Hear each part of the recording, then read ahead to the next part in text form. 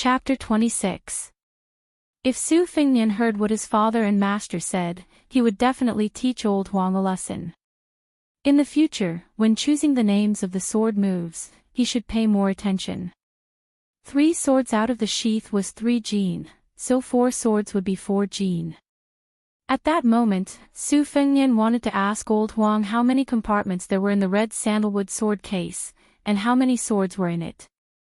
The battle ended quickly and unexpectedly. This made His Royal Highness, who had not watched to his heart's content, feel even more unsatisfied. He thought to himself, "Old man, old Huang, you 2 heroes don't feel bad about the palace's architecture. Just tear it down. You don't need to pay for it, right? But life is not as you wish." Su Fengnian could not rush up crying and begging the 2 masters to continue the battle. Swords have no eyes, life and death is one's own responsibility.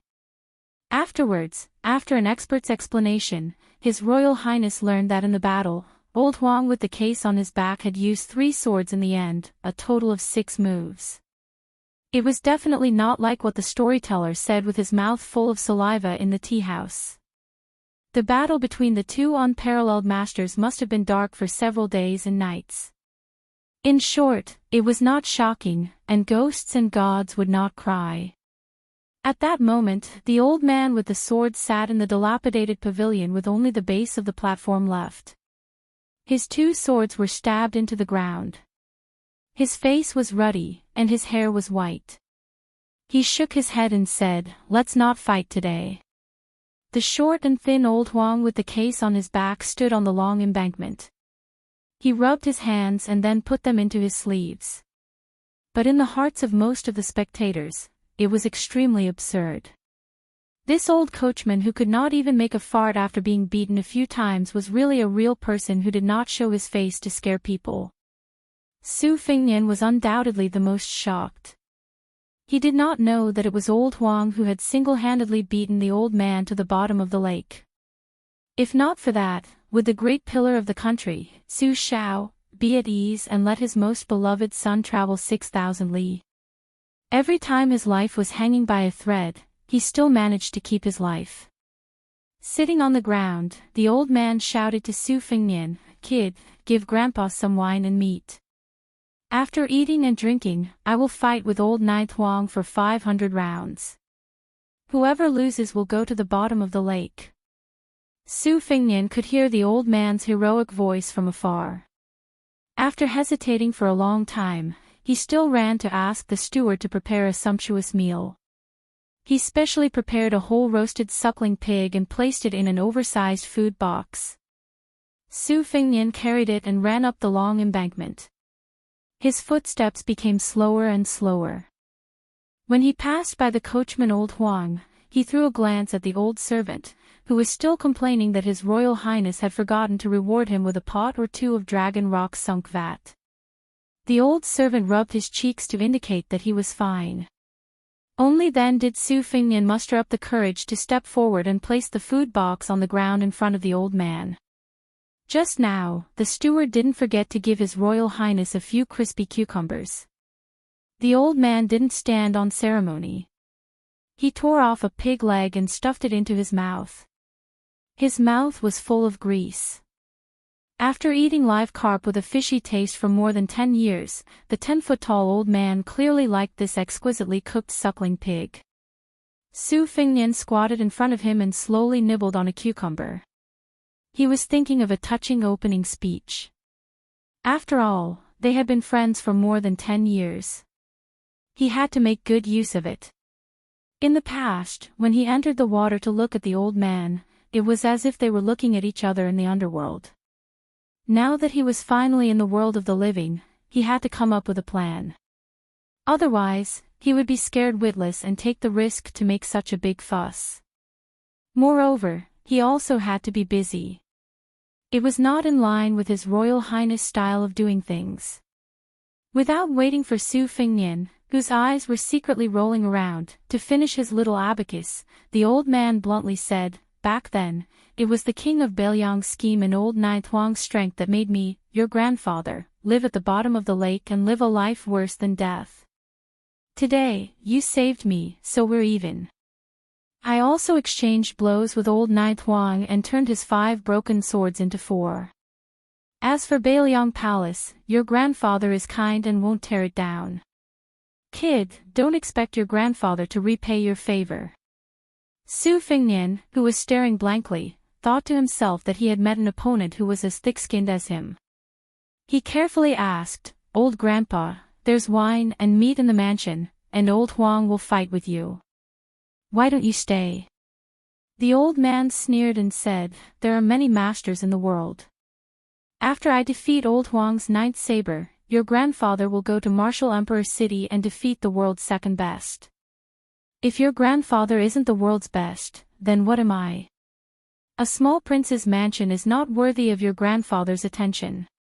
Old Huang, who had taken off the red sandalwood sword case to sit on, put a blade of grass in his mouth and chewed carefully. He imitated his royal highness and rolled his eyes. Su Fingnian looked embarrassed. He had no experience dealing with a hero like the old man, who killed people as if they were chopping melons and vegetables. He did not know what to say. The last cucumber in his hand was snatched away by the old man. He bit off half of it, spat a few times, and threw it into the lake. The old man, who was busy dealing with a pig's trotter, glared at Su Fingnian and said, Kid, you want to eat this tasteless thing. Su Fingnian, whose face had been sprayed with saliva, lifted his sleeve and wiped it away. He asked tentatively, Old Grandpa, can you help me teach someone a lesson? He's a martial granduncle from Mount Wudong, a master. The old man thought for a moment and nodded. I've been indebted to you all these years. I've tasted some cooked food, but if you ask for more, your grandfather will beat you up. But if you want to fight and kill, your grandfather is willing. Wait until I defeat old Ninth Huang, then I'll leave immediately. Old Huang did not give him any face and slanted his mouth. He held the stalk of grass in his mouth and his old face was full of ridicule. The old man angrily shouted, Old Ninth Huang, you don't accept it. If you don't accept it, let's fight again. Old Huang simply turned his body around and turned his back to the old man out of sight, out of mind. Su Fingnian, who was covering his ears, felt a headache. If the old man had not promised to go to Mount Wudong to teach that bastard Taoist priest a lesson, he would have let old Huang beat this untactful old man to the bottom of the lake. In this lifetime, other than those servants who jumped into the lake to commit suicide, there would be no hope of seeing another living person again. Su Fingnian softly exclaimed in surprise. Since old Huang's skills were so valiant, why did he choose to go to Mount Wudong with the sword case on his back? Wouldn't it be easier to just bring old Huang, who was carrying the sword case, to Mount Wudong? Why did he have to look at the old man's face and listen to his roar? Su Fingnian weighed the pros and cons, his face was gloomy and uncertain. The old man's appearance was boorish, but his mind was as meticulous as hair. The whole suckling pig, including the meat and bones, entered his stomach. He patted his stomach in satisfaction and said with a hee-hee, Child, as soon as I saw your eyes turn, Grandpa knew that you were thinking of something. What, you want old Ninth Huang to throw me back to the bottom of the lake? To tell you the truth, it's easier to invite Buddha than to send Buddha away. If I hadn't fallen into Li Yuaning's evil scheme, even if I didn't defeat old Ninth Huang, Grandpa would still be able to come and go as I please. At the bottom of the lake, there were 4 iron balls weighing 4,000 catties. 2 of the twin sabers were poured into the balls, and that was how Grandpa was trapped. Now that I have the twin sabers in my hands, the world is mine. Waha, child, aren't you afraid? His Royal Highness, who was being roared and spat again, squeezed out a smile and muttered, How could I? Fingnian's admiration for old Grandpa is like the great river flowing east, like the stars in the plains. The old man said with a smile that was not a smile, Child, you're different from that butcher Su, you're more to my liking. Arrange a comfortable room for Grandpa, and prepare a table full of wine and meat. Su Fingnian stood up and said, This is a small matter. Chapter 27. Old Huang spat out the grass root and said, "Not fighting anymore." The old man said arrogantly, "What's the hurry? You'll get to fight later." Old Huang carried the sword case on his back and said flatly, "Forget it if you don't want to fight. I'm going to the martial emperor's city to get the yellow cottage back." The old man was shocked. "Really?" Old Huang nodded. The old man sighed and shook his head with a bitter smile. "Then I won't fight anymore. It's a waste of my energy." Su Fingnian was confused. He arranged the huge old man Yuan's Wazong, who was more than 9 feet tall, to stay in a yard. Su Fingnian went to the stable. Old Huang was carrying the sword case and a cloth bag. He was chatting with the date red horse as if he was saying goodbye. Su Fingnian was surprised. "Old Huang, what's going on?" The old groom said softly, "I've been watching Chu Kuangnu at the bottom of the lake all these years. Since he's been released by the young master, there's nothing for me to do. I was defeated by the old monster Wang Xianji and left the yellow cottage sword in the martial emperor's city. I couldn't let it go these years and wanted to get it back." Su Fingnian said bitterly, "Is it the giant sword stuck in the wall of the martial emperor's city? The yellow cottage that ranks 4th in the top 10 famous swords?" Old Huang smiled and nodded. The martial emperor's city was located at the edge of the eastern sea. The city was built with stones to watch the sea. Wang Xianji was almost 100 years old, but he had been famous for 80 years. He was a martial arts genius that only appeared once in 100 years. He was famous for not carrying any weapons when he was young. He always fought with one hand. At 25, he was promoted to the ranks of the peerless masters. At 40, he challenged the sword godly Chun Gang and broke the wooden ox and horse that could cut iron like mud with 2 fingers. He was famous all of a sudden. Wang Xianji obviously had the qualifications to be the first in the world, but he claimed to be the second. This made the top 10 masters in the Wulin Jianghu ranked 11th. The first place had been vacant for 20 years. In the past 50 years, there were 2 peerless masters who used swords. The new sword god Dong Tai held a peach branch and fought with Wang Xianji 3 times. He neither won nor lost. He was ranked 3rd in the top 10 masters. The other one was elusive. People only knew that he was from Western Shu. He was a nameless swordsman. After 30 years of swordsmanship, he comprehended the way of the sword and traveled Jianghu alone.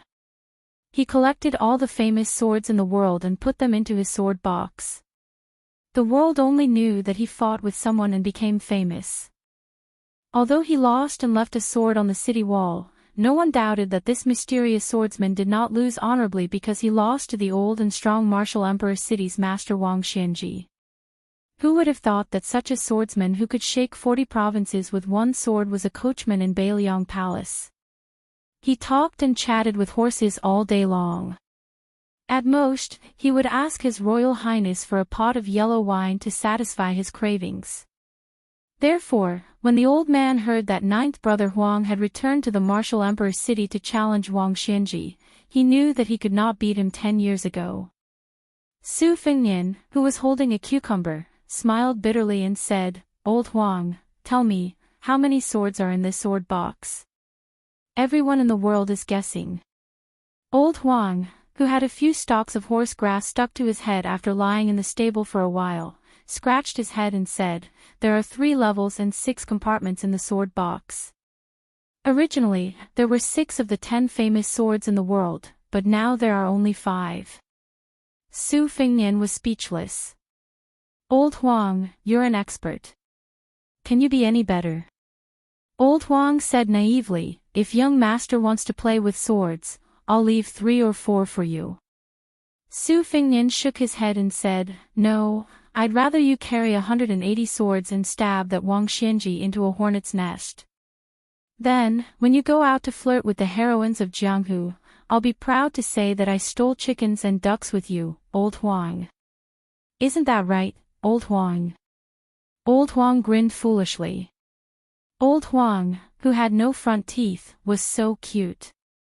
How could it be the ninth saber, who was thousands of miles above an expert?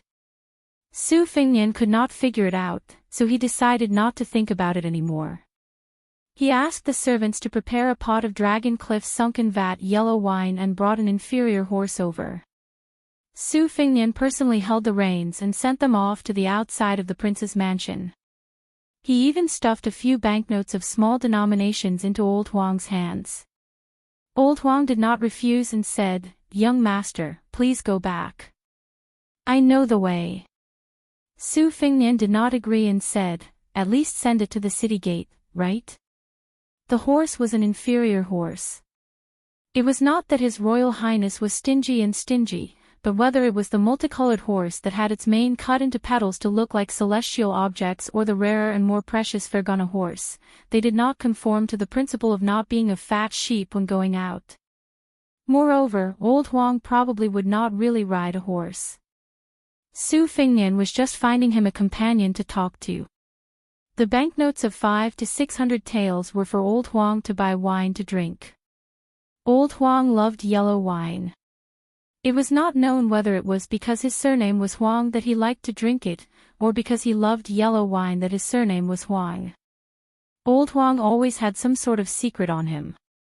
However, in Su Fengnian's eyes, Old Huang was just the old coachman who carried him forward with difficulty.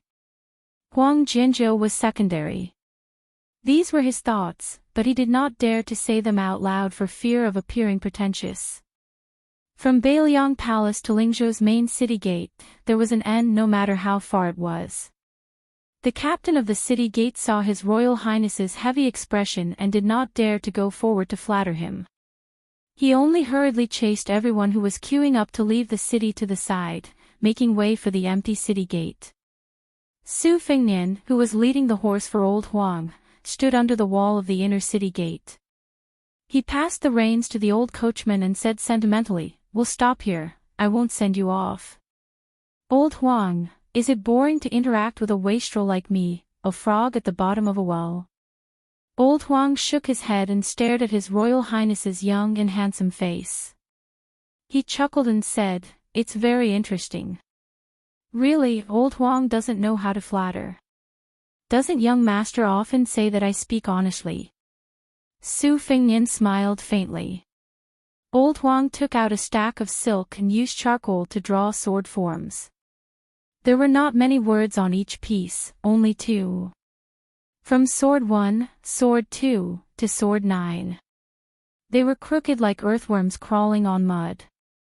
He passed it to Su Fengnian and said, "Young master, keep it. In the future, if you see a child with spiritual energy, help me take him in as a disciple. It's more appropriate to snatch a virgin on the streets." Su Fengnian carefully kept it. Old Huang thought for a moment and said with a troubled expression, "Young master, Old Huang is not cultured. I don't know how to name my sword. I only know 9 moves. From sword 1 to sword 9, the first 8 moves have been named by the people of the Jianghu on their own. I feel uncomfortable when I hear them. Young master, can you think of one for me?" Su Fengnian did not know whether to laugh or cry. He thought seriously for a moment and said, "The two of us walked 6,000 miles and you call it 6,000 miles. If you don't think it's vulgar and not imposing, you can use this." Old Huang gave him a thumbs up and praised, "It's imposing. When I reach Martial Emperor City, I'll tell you this amazing sword name. Maybe even Wang Xianji will be jealous." In the end, Old Huang still led the horse and left with the pot hanging from his waist. Su Fengnian climbed up the wall and looked at Old Huang's lonely figure. He shouted at the top of his voice, "Old Huang, if you want to drink rice wine on the way and you can't afford it after spending all your money, just come back. I'll save it for you." The old servant stopped and turned around. He took a deep look at Su Fengnian and shouted their common catchphrase, "Run when the wind blows." Then, he ran away in a funny, cute, and silly manner. Sword 9. 6,000 miles. Chapter 28. Su Fingnian led a group of valiant cavalry back to the mansion and arrived at the courtyard where the old man lived. As soon as he entered the room, he saw a table full of delicacies. It was obvious that he was a man who would not be happy without meat and wine. The old man's figure was like a small mountain. Even though he was sitting, his aura was astonishing. Moreover, he had 2 chains and 2 knives. The servants hid in the courtyard and did not dare to approach him. When the old man saw Su Fingnian, he immediately asked, "Kid, did ninth brother Huang go to the martial emperor's city to fight old immortal Wang?" Su Fingnian nodded with a lonely expression. He sat on the stool opposite old Kuei, whose hair was as white as snow, and said nothing. The old warrior laughed. "Kid, I didn't expect you to be a nostalgic master. In this aspect, you are much kinder than your father. Su Shao, that butcher, not only is full of tricks, he is also sanctimonious. We can share trials and tribulations together, but if you want to share riches and honor together, then you are pulling your mother's eggs. Hey, kid, are you angry? With your mediocre skills, you want to fight with me?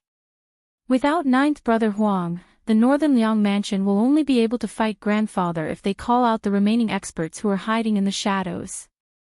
Su Fingnian curled his lips and muttered, "Now that old Huang is gone, you dare to call yourself the king of the mountain when there are no tigers." The old man's ears were sharp, but he was not angry. He said calmly, "If you can't beat him, then you can't beat him. There is nothing to be ashamed of." Ninth brother Huang's swordsmanship is almost on par with Dong Tai, who likes to play tricks with a peach blossom branch. There are so many people who learn swordsmanship in the world. Even the Wu family's sword tomb has not produced a swordsman who can fight old immortal Wang in the past 30 years. I accept my defeat wholeheartedly. Since I was born, other than Dong Tai who can fight old immortal Wang to a draw, only ninth brother Huang is slightly inferior to him. In the whole world, the number of people who use swords can be counted with 2 hands. The old man's words made Su Fingnian have a good impression of him. He felt that the old man was indeed an expert. How could ordinary people have such breadth of mind? No wonder there were only a handful of experts in the world. It was excusable that he could not become an expert. But just as Su Fingnian started to admire him, old Kuei's words ruined the image of an expert that he had inadvertently built up. "Kid, where can you find a more spacious toilet? Grandpa can't get used to sitting in the lavatory inlaid with gold and jade. I've been stuck at the bottom of the lake for all these years, and I can't even relieve myself when I want to. You can probably smell it from miles away." Ha! Looking at the old man, whose mouth was still stuffed with barbecued meat, he wanted to go to the outhouse to smoke people. Su Fingnian's face was stiff and twitching. He got up and called for the servants to lead the old man, who was mopping the floor with chains and giant sabers, to the outhouse. His Royal Highness quickly ran away like the wind.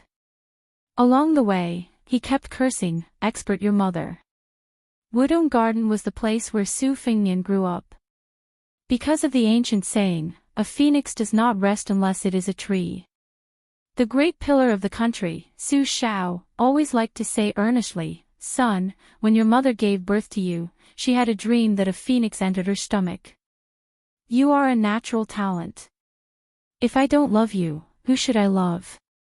At first, Su Fingnian would refute, "Then why didn't any expert say that I was a martial arts prodigy?" Su Shao would explain, "True experts are those who are not willing to move once they take root in a place. Look at Wang Xianji and those old swordsmen of the Wu family's sword tomb. Which one of them would come out and claim to be an expert? Those who come out to make a living are all liars. How could they see through my son's natural talent?" After Su Fingnian's ears grew calluses, he simply ignored this. He felt that as the heir of the only prince with a different surname in the dynasty, he didn't need to roll up his sleeves and beat people up. However, in his heart, he was still a little envious of those heroes who jumped onto roofs and vaulted over walls and competed on the roofs of the city walls when they had nothing to do. As for now, after seeing the godly skills of horsekeeper old Huang and the white-haired old man, he couldn't help but feel a little regretful. He had heard that in the Jianghu, there were only a handful of immortal couples. The man's skill was unparalleled, and the woman's martial arts were unparalleled. When had he ever heard of the man being handsome and the woman having unparalleled martial arts? When Su Fengnian entered Wudong Garden, his gloomy mood lightened. A maidservant named Blue Bird came up to greet him. Her delicate arm was embroidered with precious shoe embroidery, and the 6-year phoenix, spear falcon, was perched on it. When she saw His Royal Highness, she smiled sweetly and said, "Young master, Sweet Potato has already warmed the bed. Green Ant is lying on the chessboard, waiting for young master to play with her." Su Fengnian stretched out a finger to tease the spear falcon. He smiled as he entered the room. Outside the room, 2 beautiful maidservants had already taken off his outer robe for him. There were a total of more than 20 maidservants in Wudong Garden. The maidservants originally had elegant names like Red Musk or Brother Parrot. However, after His Royal Highness returned from his travels, other than Blue Bird, who was a little luckier, most of the others had their names changed. Even the maidservant Red Musk, who had always been favored by His Royal Highness because of her delicate fragrance, was not spared. Her name was changed to the unbearably vulgar Sweet Potato. There were others who were even more unlucky. For example, Bygone, who had the same name as Liquor. The most unlucky one was a maidservant who had received the name Cucumber, because she liked yellow clothes. After entering the inner room, Su Fengnian jumped onto the bed and burrowed into the blankets. He hugged a beautiful woman in her prime. The entire blanket was filled with fragrance. After a few more days, it would be even more magical. As long as the girl in his arms walked out of the door, she would attract bees and butterflies. She was the eldest maidservant Sweet Potato. As for the maidservant who was good at Go, she was called Lu Yi. She was known as the female national chess player of Bailiang Palace. Some of the officials who were good at chess would have a headache when they met her. Usually, there were 17 Go boards. Changing 17 to 19 was another great feat of Su Fengnian's second sister. It had caused a huge uproar in the dynasty. In the end, she was first accepted by Shangyin Academy and became the mainstream of famous scholars. Su Fengnian played a game with Lu Yi. He was absent-minded and naturally lost badly. Actually, he wasn't bad at chess. Even his master, Li Shan, had commented that his vision was excellent, but he was reluctant to lay out the details, and his strength was lacking. Although this didn't sound like a compliment, it was a great honor to hear it coming from Li Shan's mouth. Of course, Su Fengnian could not be considered a Go master. The true national chess player was Su Fengnian's second sister, Su Weisheng. She was a valiant figure who made the so-called famous scholar, Mu Yehu, feel ashamed of his inferiority. Su Fengnian pushed away the game that had already ended and lay on the bed. He let the head maidservant, Sweet Potato, rub his temples. The second maidservant, Lu Yi, saw that her master was not in a good mood and did not dare to disturb him. Su Fengnian stood up and said, "All of you leave first. Without my permission, no one is allowed to enter, not even Su Shao." Sweet Potato was born with a voluptuous body and fair skin. Coupled with her innate body fragrance and elegant mannerisms, she didn't deliberately compete for attention. Instead, she was the most favored one. When she got off the bed, Su Fengnian smiled and patted her buttocks. She blushed and looked back with a charming smile. After the maidservants left, Su Fengnian immediately sat up straight and took out what could probably be called a sword manual. This was old Huang's life's work. Even if Su Fengnian had no interest in martial arts, he had to treat it seriously. He hid it in a box made of unknown material under the bed. In order to open the box, one had to move 72 small compartments without missing a step. The box was extraordinarily hard. Even if one tried to hack it with a sword, one would not be able to get what was inside. Su Fengnian's movements were skillful. He could open the box even with his eyes closed. He put the sword manual inside and pushed the box back into the secret compartment under the bed. Only then did he lie down on the big bed. Chapter 29. Su Fingnian estimated the time. The white-haired old man should have finished squatting in the latrine, got up and left the inner room. He put on his beautiful clothes and shouted, "Cucumber!" The servant girl who wished she could never wear yellow clothes in her life immediately went to the other courtyard and brought 3 cucumbers. Su Fingnian took one in his hand and 2 under his armpit, munching on them as he walked. At first, he was worried that the old man's courtyard would be smelly, but when he got closer, he realized that he was worrying too much. The latrine of the prince's mansion prepared countless spices. Even if the old man defecated like he was wielding a knife, the smell would not spread too far. Not only did the old man defecate, he also took a bath and changed into a clean set of clothes. He sat on the steps and lowered his head to stroke the blade. Without raising his head, he asked, "Doll, are you really not afraid?" Su Fingnian sat beside him and chuckled. "Old Huang said you are not only the best knife user in the world, you have never killed anyone in your life, so I am not afraid." The old man laughed and shook his head. "This is half true and half false. I don't kill people indiscriminately, but I am not the best knife user." "Doll, your mouth is too slippery, I don't like it." Su Fingnian smiled mischievously. "As long as Miss likes me, it's fine if old grandpa doesn't like me. Anyway, after beating up the turtle of Wudang Mountain, we will go our separate ways. But if old grandpa still misses the food in the prince's mansion, you are welcome to stay and eat."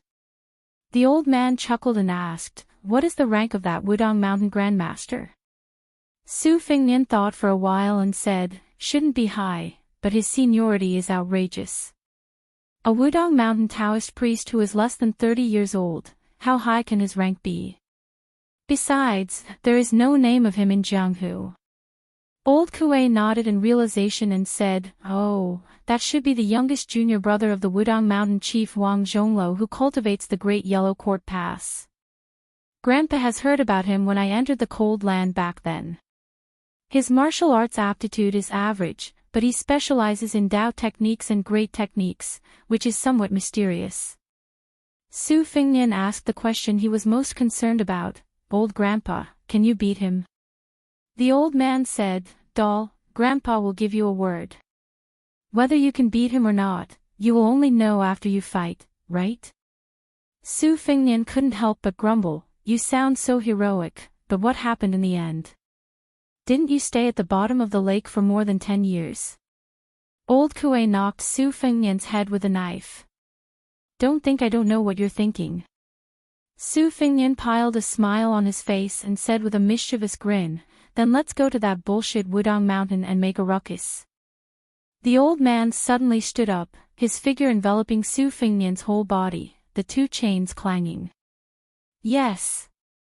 Wudang Mountain had 2 ponds, 4 pools, 9 wells, 24 deep streams, 36 cliffs, 81 peaks, a nunnery, and a 10-mile palace. With the Taishan Palace on the Jade Pillar Peak as the center, the 81 peaks surrounded the peak, and the palace was tilted, forming the famous 81 peaks. For thousands of years, countless people who pursued the path of immortality retreated to Wudang, or sat on the cliff, or hid in the immortal's coffin, listening to the heavenly music, watching the mist and clouds, and the green mountains and rivers, leaving behind countless legends. Wudang was the Taoist holy land of the previous dynasty, firmly suppressing Mount Longhu. After the establishment of the Liang dynasty, Mount Longhu became the ancestral court of Taoism. Wudang had been silent for hundreds of years, but no one dared to underestimate this mountain's 1,000 years of heritage. Although the current leader, Wang Zhonglo, occupied one of the top 10 positions, legend has it that the immortal guides the way broke through the turbulent surging waves river. Regardless of whether it was a rumor or an exaggeration, in the end, he was still a virtuous and respected Taoist old immortal. Especially when he cultivated the most difficult and time-consuming Great Yellow Court Pass, it gave the whole Wudang Mountain a kind of unspoken air that spoke louder than words. 200 Bailiang cavalry mighty and mighty.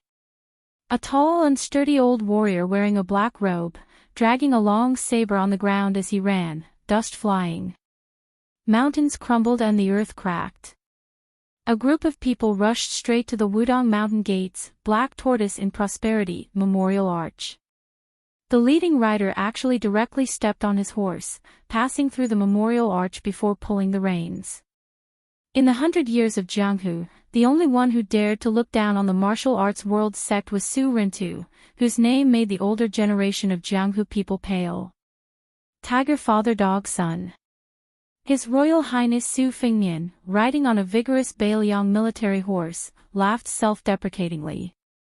Looking at the group of Taoist priests who were attracted by this grand formation, he gloomily shouted, "I'll give you half an hour, make that green ox rider roll out." This group of Wudang Mountain Taoist priests was in a difficult position. It wasn't that they didn't know that there was a martial granduncle on the mountain with the same seniority as Jade Pillar Peak who liked to ride the green ox, but they were only ordinary Taoist priests of the Jade Pure Palace at the foot of the mountain. Not to mention that they couldn't move that martial granduncle. Even if the martial granduncle was easy to talk to, it would take at least half an hour to run to Taishan Palace, and 2 hours to go back and forth. The incoming people were aggressive. Could they wait? Jade Pillar Peak was divided into two, big and small lotus peaks. The big lotus peak had more than 10 heavenly paradises for secluded cultivation, while the small lotus peak on one side of the cliff belonged to one person by default. This person was brought up the mountain by the previous generation's Wudang sect leader at the age of 5 and was accepted as a secluded disciple. At a young age, he became martial brothers with the current generation's sect leader, Wang Zhonglo. Wudang Mountain's 9 palaces and 13 temples, the majority of the several thousand yellow-crowned Taoist priests who saw this young man had to respectfully address him as martial granduncle. The younger ones even had to call him Taishang martial granduncle. Fortunately, this young ancestor had never left the mountain. He had only seen the memorial arch of the Black Tortoise Dang Xing when he entered the mountain. Afterwards, he had never approached it, nor did he even look at it from afar. For the past 20 years or so, if he wasn't at Jade Pillar Peak's Tai Ching Palace, then he was at Big and Small Lotus Peaks riding the green ox. Those who were lucky enough to see his true appearance would all return and tell others that his martial granduncle had an extremely good temper, was extremely knowledgeable, and was extremely elegant. The mountain gate was noisy, but on the edge of Small Lotus Peak's precipitous cliff, the Turtle Camel Tablet, it was very quiet. A young Taoist priest with an elegant appearance was lying on the back of a stone turtle, basking in the sun. He waved his hand, and a green ox grazing in the distance came forward. Several volumes of Taoist scriptures were hanging from the ox's horns. He took one down and was just about to flip through it when he suddenly pinched his fingers and jumped off the turtle's back. He found a withered branch and drew a dense array of heavenly stems and earthly branches on the ground. His expression slightly changed, and he continuously muttered to himself before finally sighing heavily. He carefully tidied his Taoist robe's sleeves and collar, flipped over the ox, and rode down Small Lotus Peak with a book hanging from its horns.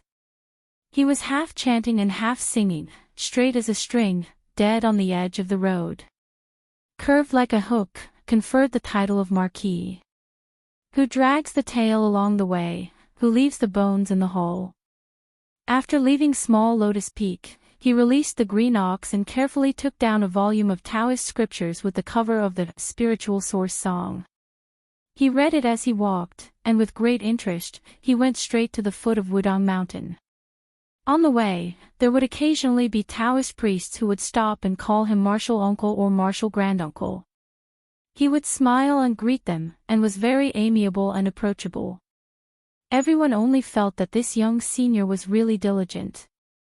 He was indeed worthy of being the martial granduncle who had annotated countless ancient books in the Jade Pure Palace. It was no wonder that the headmaster praised him as, "The martial arts and orthodoxy of the world will be shouldered by him." But they didn't know that this martial granduncle who had an extremely good reputation was currently reading an erotic novel that was most despised by Taoists. It was just that it was pasted on the cover of the Spiritual Source song. The Taoist priest flipped through the book over and over again, and because he couldn't bear to part with it, he borrowed it from His Royal Highness in the past. As he neared the foot of the mountain, he flipped the page over and over again dozens of times. Only then did he reluctantly put it away, and with a face full of righteousness, he said, "Even if you beat me black and blue, I will definitely not return this book." Chapter 30. When Su Fengnian, who was sitting high on his horse, saw that familiar figure, he hid in a corner of the pure jade palace and poked his head out. When this person saw His Royal Highness, he shrank back. Su Fengnian raised his horsewhip and angrily shouted, "Bull rider! If you hide again, I'll bring people to flatten the pure jade palace and throw you and the tortoise camel tablet off the small lotus peak." The young Taoist with the highest hopes of Wudang Mountain in the past 100 years appeared in front of everyone. He stopped far away from the Bailiang cavalry and bowed. With a face full of happiness, he said, "This little Taoist greets His Royal Highness." This martial granduncle politely saluted Su Fengnian, but his eyes were always fixed on the white-haired, black-robed old man. Wudang Mountain was known for half of the world's internal strength coming from the Jade Pillar. In addition to Wudang Mountain's famous swordsmanship, it also focused on internal strength cultivation. It was a model for both internal and external strength cultivation. The Taoist had seen many senior brothers of the same generation on the Big Lotus Peak. He had experienced the phenomenon of internal strength reaching the realm of perfection. The old man in front of him who used a strange blade technique was clearly like this. His chi was endless, and he looked like a difficult person to deal with. The martial granduncle of Wudang Mountain, who had not yet reached the age of 30, subconsciously took 2 steps back. He threw a look at His Royal Highness, who had the momentum to flatten Wudang Mountain. Su Fengnian threw back a look, and the martial granduncle returned a look. This repeated over and over again, causing the onlookers to be at a loss. They did not know what the two of them were up to. In the end, in the eyes of the pure Jade Palace's Taoist, the martial granduncle had undoubtedly won. He definitely had the bearing of a grandmaster who won without a fight. Everyone saw the martial granduncle turn around and walk away confidently. His body exuded an inexhaustible aura, while the repulsive His Royal Highness only followed him up the steps of Wudang Mountain with the white-haired old man. The Taoist priests were relieved. The martial granduncle was indeed the martial granduncle. Without saying a word, he made the debauchee surnamed Su compromise. However, the Taoist priests did not know that the 3 of them had arrived at a secluded place. In their hearts, the martial granduncle, who was second only to the immortal's finger-breaking Zhang Lan, was kicked and punched and kicked by Su Fengnian for an entire incense sticks. Martial granduncle's pleading, "When you hit people, don't hit's face, when you kick people, kicks martial granduncle's bird's bird." After finishing the work, Su Fengnian performed the technique of circulating his qi in his dantian. Finally, he felt refreshed. Leaving behind a forbidden erotic book, Su Fengnian swaggered off. However, he did not descend the mountain. Instead, he took old Kuei along a narrow, winding path carved into the bluestone floor of the cliff, and ascended to the Jingle Palace hanging on the precipice. The most remarkable thing about this palace was that there was an altar for praying for rain built out of the cliff, resembling the Big Dipper. According to the Taoist classics, it was said that the purple cloud immortal of Wudang Mountain had once ascended on this altar. The Jingle Palace was usually not open to the public. Some scholars who were looking for secluded places could only return without finding anything outside the palace. However, Su Fengnian was able to take the old man to the Big Dipper altar because of his father. The wind on the mountain was chilly. The old man sat cross-legged, his clothes fluttering in the wind. He narrowed his eyes and looked at the distant peak and the sea of clouds. With light steps, Su Fengnian stood behind the old man with the saber. Only then did he stabilize his body. He could barely open his eyes and could only sit down, coincidentally hiding in the old man's shadow. Su Fengnian strenuously shouted, "Old grandpa, how's that little Taoist skill? The old man seemed to be puzzled and said, his martial arts are mediocre. He seems to be the same as you. It's a pity that father and mother gave him such a good physique. As for the Tao technique, I don't know how to test it. I don't know, but it shouldn't be too bad or too good. Most of the difficult things in the world can't escape the path of sailing against the current. If one is not willing to endure hardships, how can one become a talent? It's strange. Why did Wudong Mountain choose this material? Could it be that it's the same as the descendants of the Zen sect? I can't figure it out, I can't figure it out. Su Fingnian was even more puzzled. He asked, can this Tao technique be eaten? Or can it be used to kill people? The old man thought for a while and laughed. Kid, you asked the wrong person. It can't be used to kill people. The young Taoist from Wudong Mountain, who was of the same generation as the supreme leader, put his hands into the sleeves of his Taoist robe and stood at the edge of the altar. However, he refused to step on the 7 stars and smiled as he gave the answer. Looking at his figure, he wasn't like the old man who was as immovable as a mountain, nor was he like Su Fingnian who was stumbling. He only swayed with the wind, swaying and swaying. The amplitude was not too big nor too small. Su Fingnian's eyes were poor, he didn't see the knack. He just turned around and stared at the bull-riding Taoist who made his sister leave Bailiang with regret. He asked gloomily, Hong Shixiang, why don't you want to go down the mountain and walk through the Black Tortoise Will Prosper Memorial Arch? The youngest ancestor in Wudong Taoist's 1,000-year history grinned, his face blushing with embarrassment. He said, I came up the mountain when I was 5 and learned a little bit of divination when I was 8. Master told me to calculate a little every day, a little every month, and a big one every year to calculate when I can go down the mountain and when I need to go into seclusion on the mountain. But ever since I learned this knowledge, there hasn't been a day that I don't need to go into seclusion. Su Fingnian didn't take it seriously. He sneered, I heard that your master set a rule for you before he died. If you don't become the best in the world, you can't go down the mountain. Then it seems like you won't be able to go down the mountain for the rest of your life. The Taoist with an extraordinary name still kept his hands in his sleeves and laughed. It's true that I'm the best in the world, but I eat the most and read the most. Master didn't say that I'm the best in martial arts. There will be a day when I go down the mountain. Su Fingnian got up with difficulty and looked in the direction of Jiangnan. He said softly, but at that time, I'll be old. When we meet again, white hair will meet white hair. Is it useful?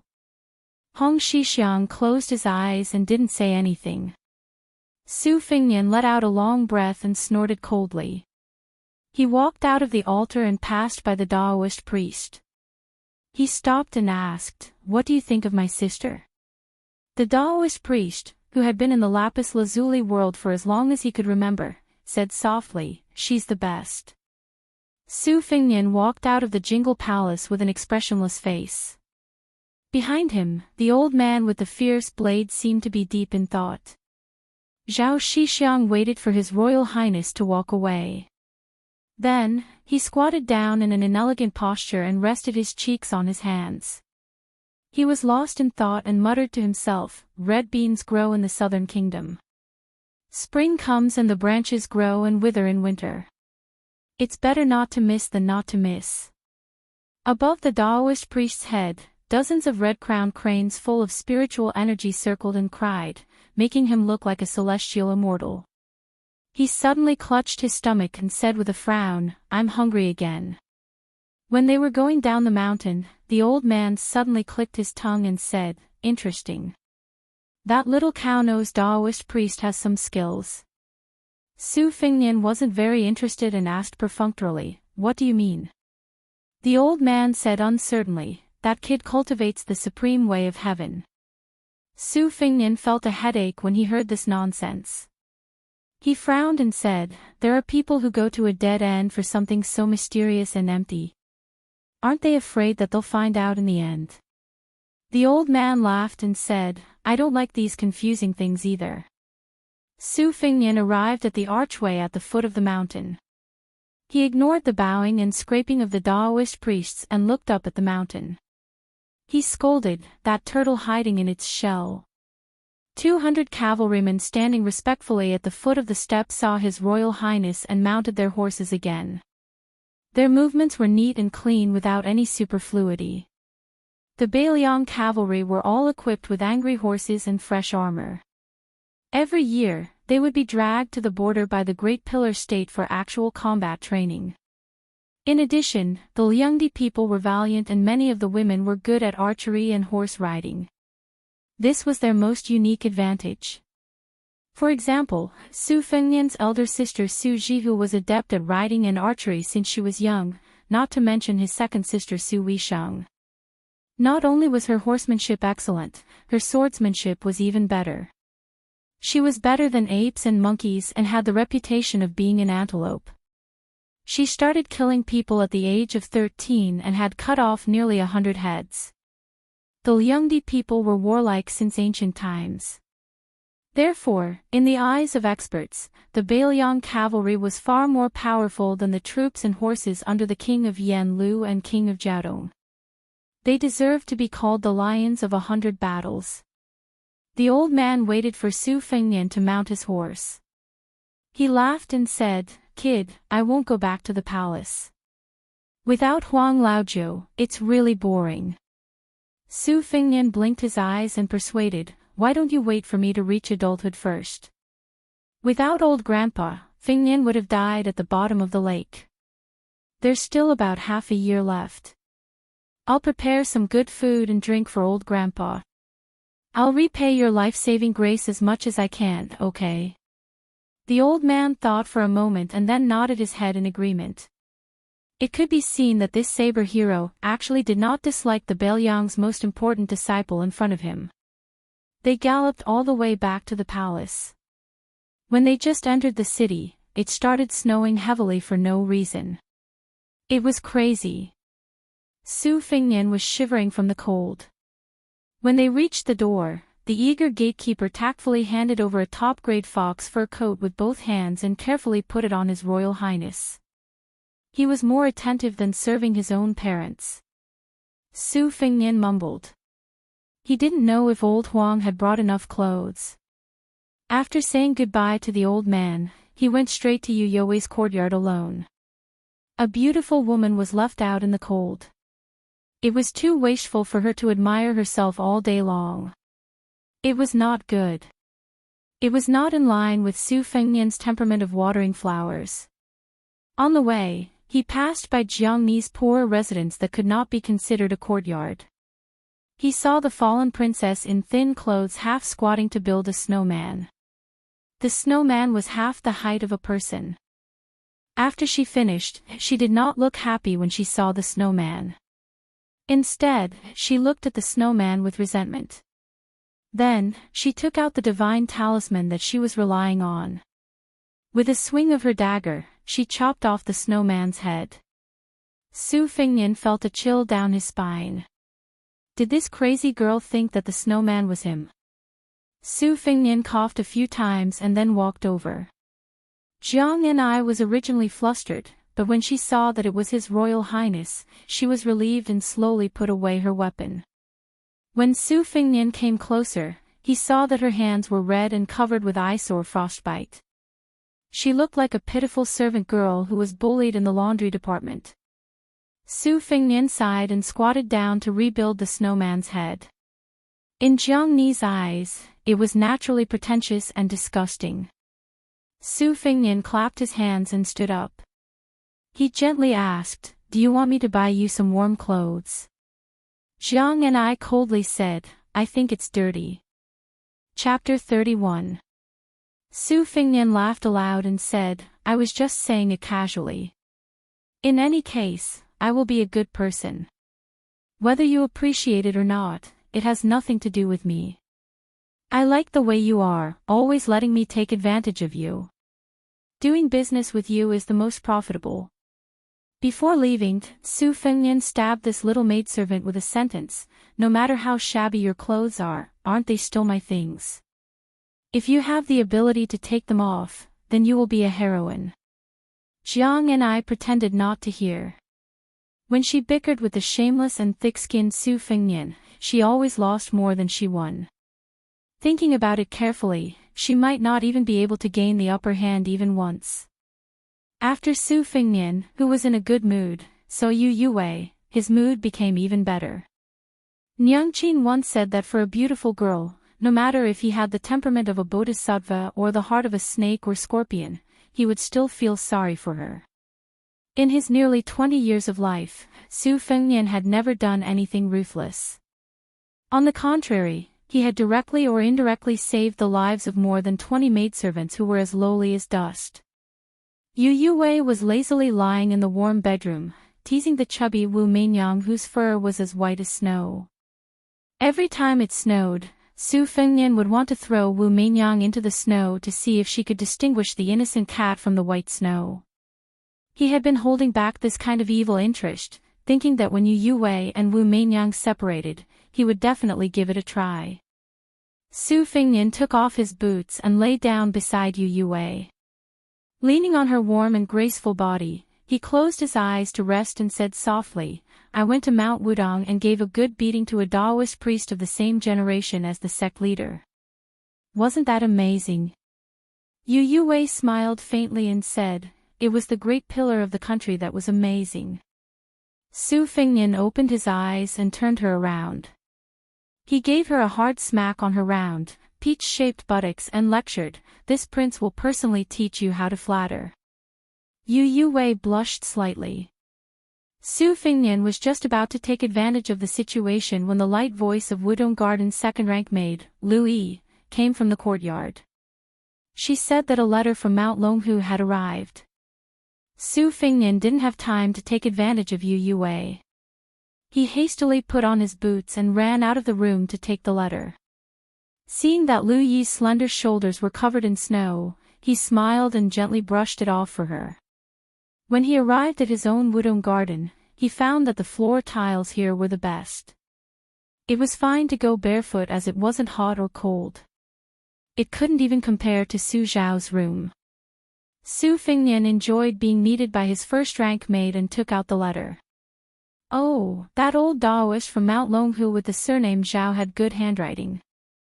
Taking a closer look, his younger brother's cultivation at Mount Longhu was described as vigorous and courageous, advancing 1,000 miles in a day. To Su Fengnian, who had heard too much bureaucratic jargon, this kind of overflowing praise was already very impressive even if half of the exaggeration was taken out. It seemed that Huang Man didn't go in vain.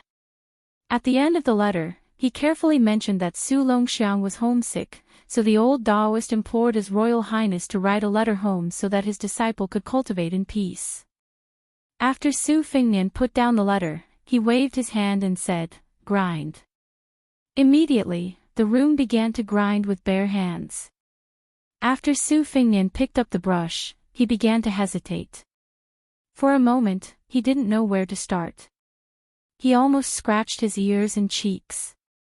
There was a saying that when it came to using books, one would regret not having enough of them. Su Fengnian simply put down the brush and rubbed his head against his first-rank maid's full breasts. He asked, "Did that rouge eater from the Lin family see Su Xiao?" Sweet Potato said coquettishly, "He saw him, but he didn't want to leave." Su Fengnian smirked and said, "Could it be that this debauchee wants to eat your rouge?" Green Ant said with disdain, "That tattered embroidered pillow is not worthy of our sister's attention."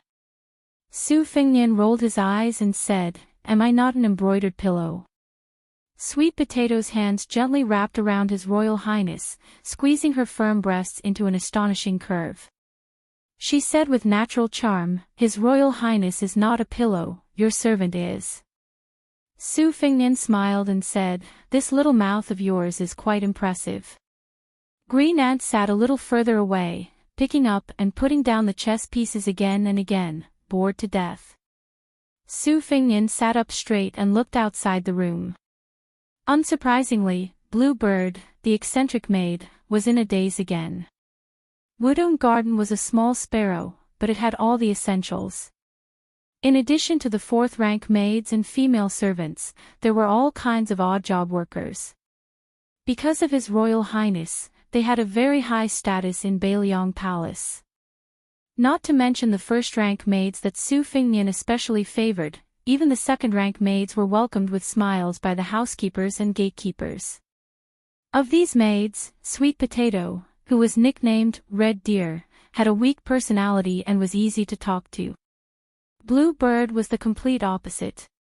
She was respectful and close to Su Fingnian, but she did not follow blindly. Su Fingnian had been mischievous since he was young and had caused trouble many times. It was always the Blue Bird, whose temper was like a red-maned horse, who cleaned up his messes. Speaking of Blue Bird, ever since Su Fingnian was sensible, he had felt that she was always by his side. It was Wang Fei who had personally led her to him. She was not like a maid, but more like an older sister. She was not very close to the other maids in Wudong Garden. She was born with a cold face and a cold heart. Every year, she would not be in the Wang Fu for a few periods of time, but every time she came back, she would give His Royal Highness a small object that she cared about. After a small incident in his youth, Su Fingnian had kept it. Generally speaking, the people in Wudong Garden were all people with no big stories. They were pleasant people, but after chewing and chewing, they were bland and thin. It seemed that this was all because the great pillar state could not tolerate sand in his eyes. Su Fingnian did his best to empty out the ink in his pocket before he could barely write a letter to the Feng family. It was long-winded and long-winded. It was all trivial matters, the complete opposite of his original intention. In the end, he had to comfort himself that if he wrote too profound, Wang Manor would not understand. It was best to be straightforward. After he finished writing the letter, Su Fengnian stretched and went out of the room.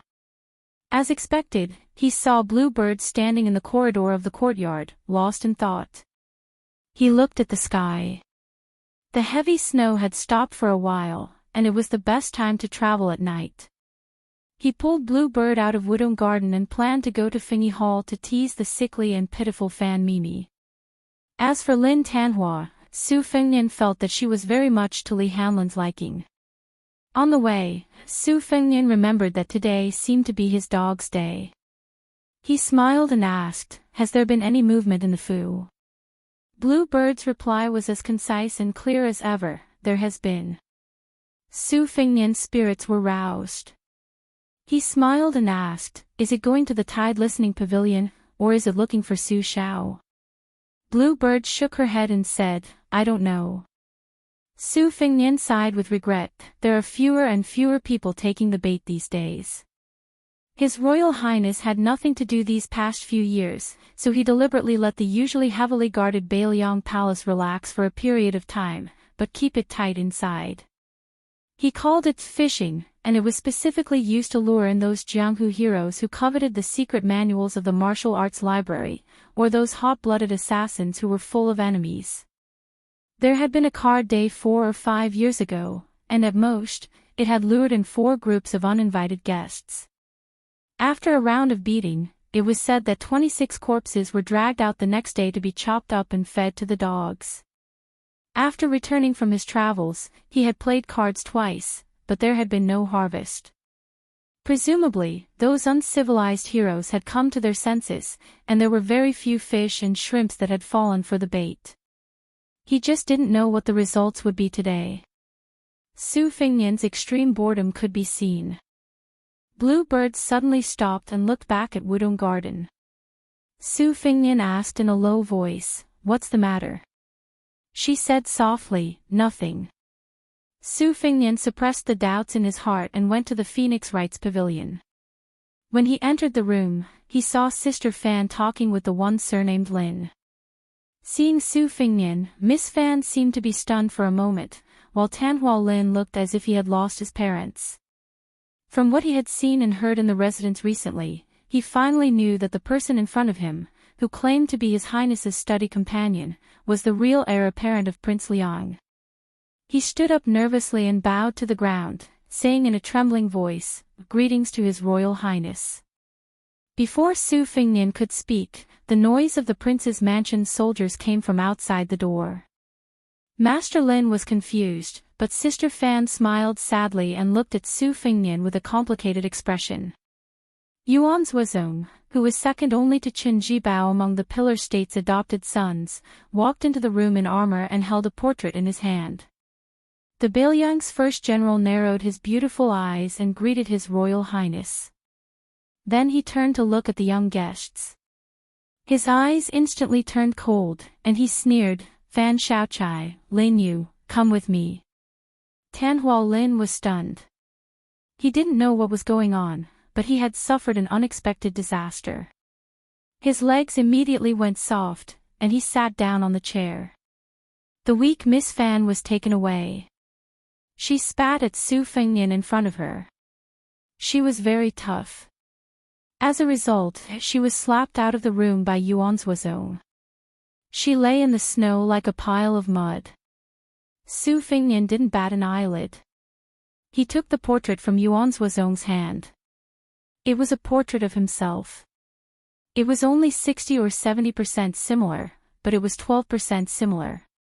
It could be seen that in the eyes of Sister Fan, he was quite insignificant. She didn't even want to look at him. In her mind, he was even more despicable. Su Fingnian sat down with the portrait and smiled. The two special assassins were taken away by Yuan Zuozong. Su Fingnian looked up and asked, "Blue Bird, what about Wudong Garden?" She calmly said, "It's all right." Su Fingnian said self-deprecatingly, "Once I drank with Lu Qiuer and got drunk. The fatty said that I had two groups of death guards. One group had 4 people and only had 4 code names, A, B, C, and D. He didn't even know about the other group. Tell me, how many people are there in Wudong Garden? Are they maids or other servants?" She closed her mouth and didn't speak.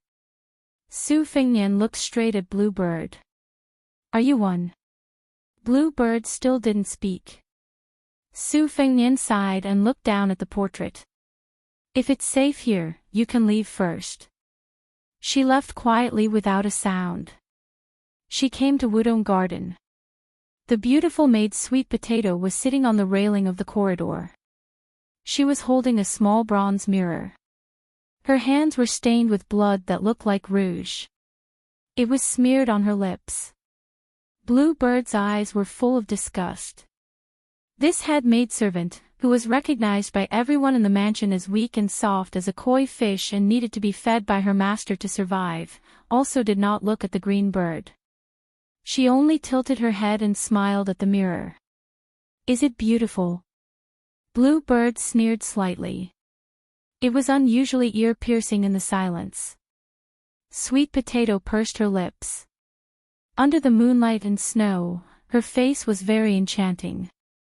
She coquettishly said, "It's good that I'm more beautiful than you." Blue Bird turned and left, leaving behind a faint sentence. "You grow old quickly." Sweet Potato didn't refute. Her eyes were hazy as she said to herself, "It's good that I can't live until I'm old." Chapter 32. The next day, the truth came to light. The woman, whose real name was Fan Shaochai, was the daughter of a ruined aristocratic family whose family had fallen into ruin because of the pillar of the state. She was a dead chess piece. Regardless of whether she succeeded or not, she was a dead chess piece. However, she had many uses. She could be used to do work, occupy land, and search for roots. The second son of the Lin family was just an idiot who had been used. He was half dead and half alive. This Tanhua master had been kept in the dark about everything. He had only coveted Fan Shaochai's lips and had become an idiot from studying. How could he have known that the more attractive a woman was, the more trouble she would cause? After a shoddy chance encounter, he had become infatuated and recklessly brought into Beilyong Palace. Only heaven knew how the Lin family of Hedong's Chao country felt when they found out about this calamity. Last night's assassination attempt had not been meticulous and had been very crude. It had been done out of desperation. Miss Fan, who had entered the palace, had used the opportunity of sightseeing to draw a map of the palace and a portrait of heir Su Fengnian. Then, she had found an opportunity to assassinate him. However, their calculations were far inferior to those of the Liang Palace, and they had all suffered. As for the fate of the mastermind behind the woman surnamed Fan and the Qiao country's Lin family, Su Fengnian, who was currently sitting in the Tide listening pavilion warming wine, could not be bothered to pay attention to them. He only wanted to know if Fan Shaochai regretted dying for a man she had never met. Su Fengnian did not have any pity for these people who were like moths to a flame. Beautiful women in the world were always like bamboo shoots after the rain and grass at night on the grassland. When one batch was gone, a new batch would pop up the next year. It would be impossible to get rid of all of them. If one were to go after them with pity, wouldn't that be tiring? Su Fengnian really did not have the leisure to do so. Moreover, after 3 years of hardship and traveling, Su Fengnian had also learned a lot about the shallow ways of the world. He remembered that he met a young swordsman who shared the same bad habits as him. That guy always liked to talk about how being merciful to the enemy was the same as risking one's life. It was said that he had learned it from some senior swordsman who had failed to achieve success. Every time he talked about it, his saliva would splatter everywhere, and it would always spray all over Su Fengnian's face. Su Fengnian still remembered that fellow who could not afford an iron sword and could only carry a wooden sword. Every time he saw a ranger with a sword on the street, he would look at him like a flower thief who had bumped into a beautiful woman. If that fellow knew that old Huang, who had been forced to listen to him bragging about the greatness of Mahayana swordsmanship, was actually Jian Jiu Huang, who could even fight against the old monster Huang of Wulin city of Wulin, and that the old guy had hidden 5 famous swords in his sword box, what would he think? That fellow who had always wanted to find a famous teacher to learn from, was doing well now. Had he reached a higher level in swordsmanship? When they parted at the border of southern Yan, that fellow had said to Su Fengnian heroically, "When I become rich one day, I'll treat you to the best spiced beef. If 1 caddy is not enough, I'll treat you to 3 caddies." 3 caddies of beef seemed to be the limit of his imagination. After all, in the real Jianghu, there were few top masters who could break the river with 1 sword and move the mountains and rivers. Most of them were nameless pawns like that fellow, who had unreachable and ridiculous Jianghu dreams. Su Fengnian fiercely rubbed his cheeks. Seeing Yuan Zuozong standing aside and quietly waiting for him, Su Fengnian hurriedly got up and moved the stool for General Longwu of the 3rd grade. Yuan Zuozong's eyes flashed with surprise. He sat like a big bell and said seriously, "Your Highness, His Highness sent me to ask how to deal with the woman surnamed Fan."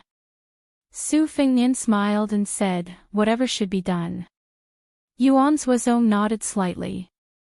After getting an unexpected answer, he immediately got up and was ready to leave. Su Fengnian did not stop him. Not long after he sat down, he stood up again and said, "Brother Yuan, let's drink together when you have time. We won't go home until we're drunk." Yuan Zuozong showed a rare smile and said, "Okay." Su Fengnian took a pot of wine that had been prepared in advance from the tea table and carried it to the Tide listening pavilion.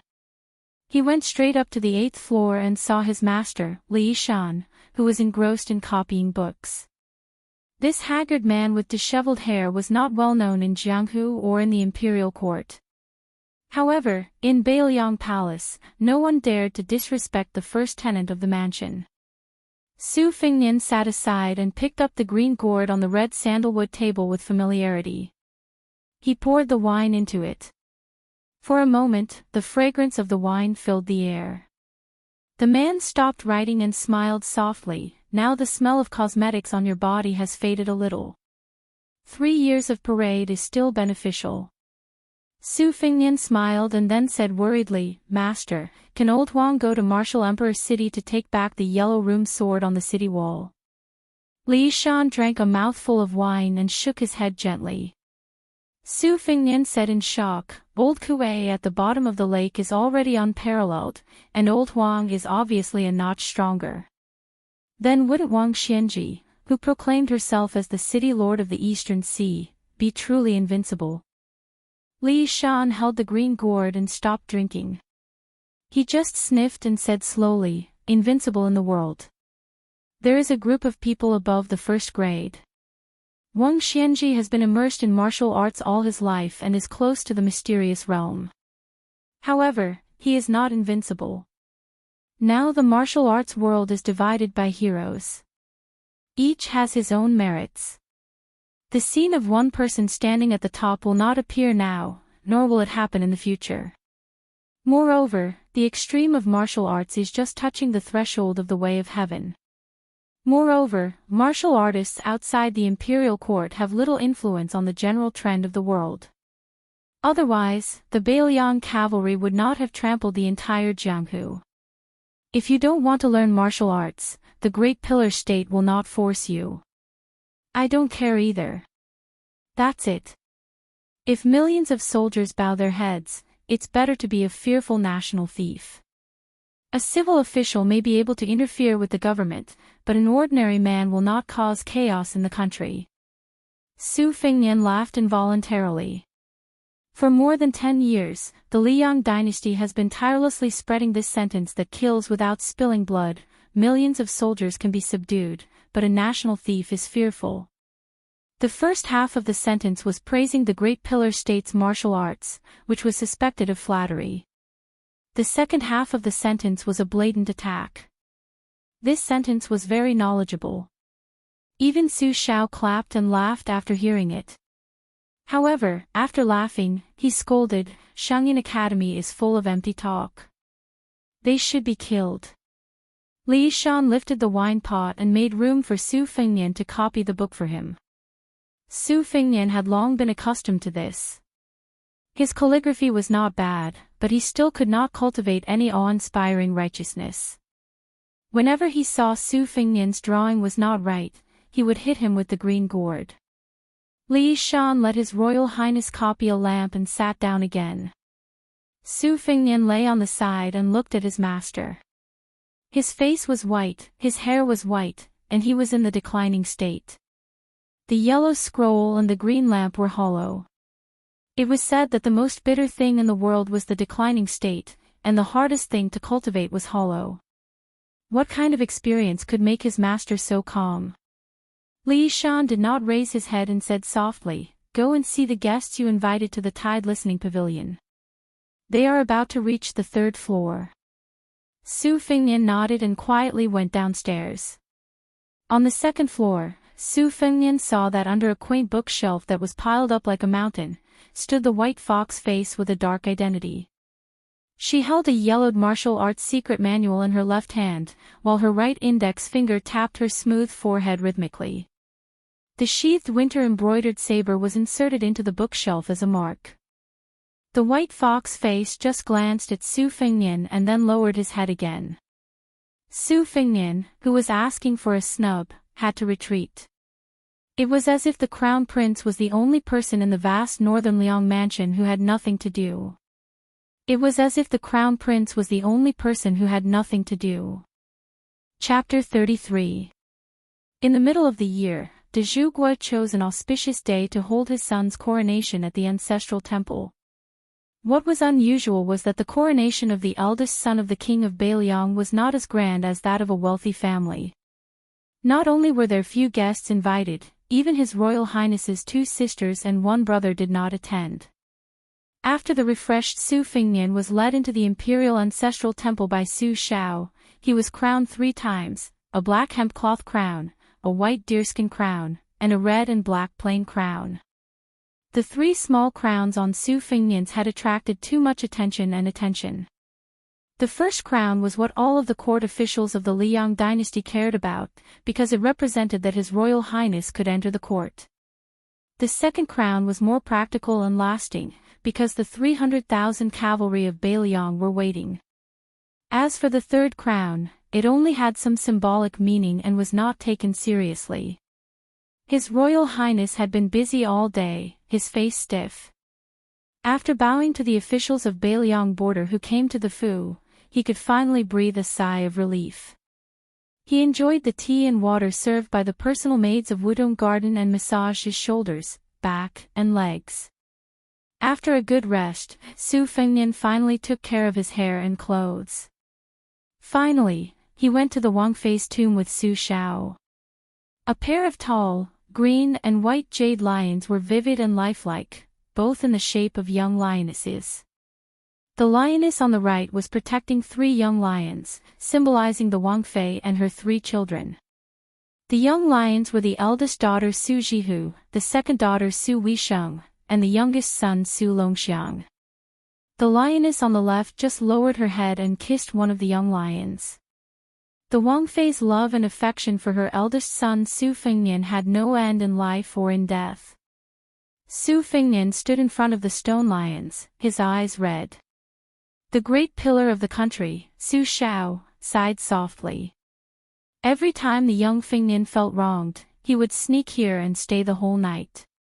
No matter how cold or hot it was, he never fell sick. The tomb of the princess consort was surrounded by 2 walls made of white jade, forming the image of a city within a city. The main divine path was 600 feet long. According to the rules, there were only 9 types of stone beasts placed on both sides of the Emperor Divine Path, but there were 14 types here. There were nearly 100 stone carvings, all of which were full of vigor. They were linked together and had an imposing aura. Other than that, the height of the mausoleum and the scale of the underground palace far exceeded that of any of the vassals in the dynasty. Furthermore, the mausoleum was constructed with a dressing table and 2 maids' tombs that were unique and unprecedented. When the mausoleum was first built, it was criticized by countless people. The emperor's imperial study was filled with impeachment memorials almost overnight, but they were all suppressed and ignored. The crippled Deziguo stood silently in front of the grave. After Su Fengnian paid his respects, he squatted in front of the grave and said softly, "Father, I'll stay a little longer." Deziguo said gently, "Don't catch a cold. Your mother will be worried." Su Fengnian grunted in acknowledgement. The king of Beiliang walked on the main divine path and counted silently in his heart. It was exactly 365 steps. This one and only Deziguo, who was powerful enough to overturn the court, clearly remembered that when he first entered the court and received his title, he walked from the red-painted door to the door of the Kuinji Hall. The first time he was young and vigorous, he walked 284 steps. Later on, when he got older and was crippled, he walked more and more, slower and longer, but he never exceeded 365 steps. After 40 years of military service, he had reached his current position. Su Xiao had a clear conscience and did not fear the heavens, the earth, or the gods. Deziguo walked out of the main divine path and turned his head to look. That child was definitely humming that little song, the ballad of the spring goddess, which the child's mother had taught him. Su Xiao thought of the secret letter that had been urgently delivered to his desk last night in the middle of the night. He was hesitant about whether to hand it over or not. Fengnian had just turned 20, so this letter came at a very bad time. The king of Beiliang walked along the small path to the top of Mount Qingliang. He seemed to be alone, but there were actually countless hidden sentries along the way. Not to mention the carefully selected valiant soldiers in the army, there were 3 first-rank masters who were only 2 ranks away from the great Grand Master realm. Su Xiao believed that his head was still worth some gold. When he was young, he felt that dying on the battlefield and being taken away by the enemy was not a big deal. It was also a happy thing to be buried in horsehide. The higher the rank of nobility, the more he cherished it. This was not purely because he was afraid of death, but because Su Xiao had always believed that the glory and splendor he had today was all because of his countless brothers risking their lives. If he went to the underworld too early, he would be letting down those brave souls who were buried so hastily north and south of the great river. Especially since most of these people had families and families, he had to take care of them to be at ease. A tall tree attracts the strong wind, and a fallen tree attracts the strong wind. Aristocratic families were no different from dynasties. He walked into the Yellow Crane Tower, which was a bit cold and cheerless. He climbed to the top of the mountain and then climbed to the top of the tower, just like this prince with a different surname, who had lived a splendid life. He stood with his hands clasped behind his back, and did not pat the railings with his hands behind his back, just looking at the night view of the city. He had 2 sons and 2 daughters, 300,000 steel cavalry under his command, 6 adopted sons, martial art masters in the prince's mansion were as numerous as the clouds, countless advisors and think tanks, his disciples and old officials spread throughout the imperial court, from top to bottom. One by one, his secret chess pieces were placed in all directions. Of course, there were also countless political enemies. Wasn't that little girl's surnamed Fan a blind sparrow who walked right into the trap? However, Su Xiao was too lazy to care about such small characters. Beiliang's military affairs were already busy enough. Every few years, there would be smoke rising from the border, but most of it was personally lit by him. He also had to deal with the rustling of leaves in the wind in the imperial city. He had long since forgotten about the affairs of Jianghu. Su Xiao rubbed his hands together. He accidentally remembered a poem he heard when he was young. Unfortunately, he could only remember fragments. He could not remember what he saw in the imperial city. However, Su Xiao always remembered the last line, 50 years of great work, tell the mountain ghosts. Standing in the empty corridor of the Yellow Crane Tower, Su Xiao waited until the dawn of the eastern sky. Only then did he say softly, "Yin, send the letter to Fingnian. After all, he has already gone through his coronation." There was no overt response. Su Xiao patiently waited for the sun to rise from the east. The Pillar Country had 12 elite men of sacrifice, using the 12 earthly branches as code names.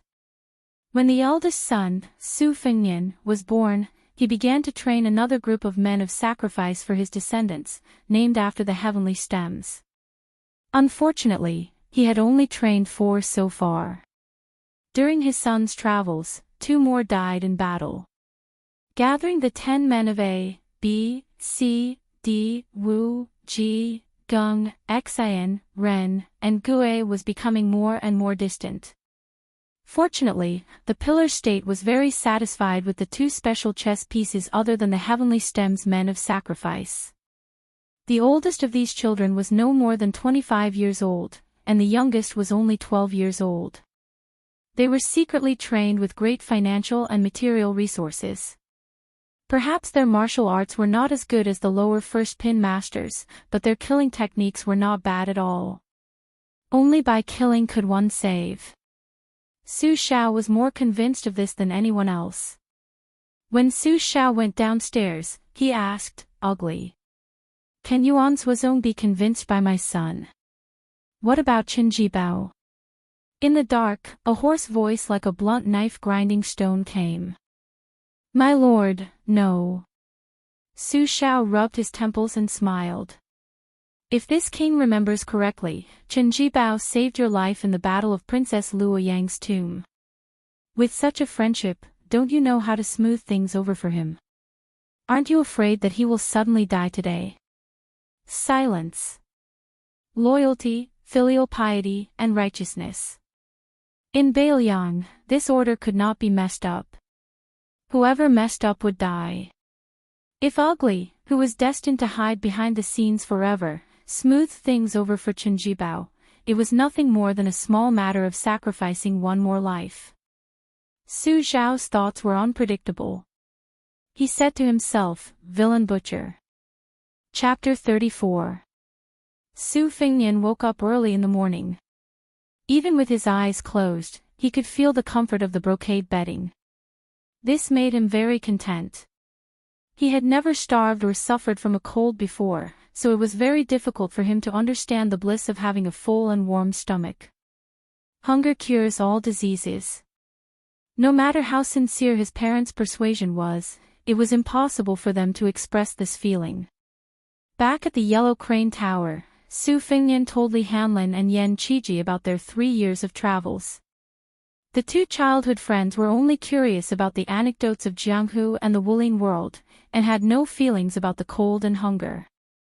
Therefore, Su Fingnian, whose hands and feet were still full of calluses, was very glad that he was able to return to Liangzhou alive. He had just sat up when Sweet Potato, the housekeeper who lived on the small couch next door, came in to help him put on his clothes and hat. Su Fingnian did not refuse. As Sweet Potato's slender hands moved, she softly reminded him that there was an extra secret letter on the table. Su Fingnian grunted.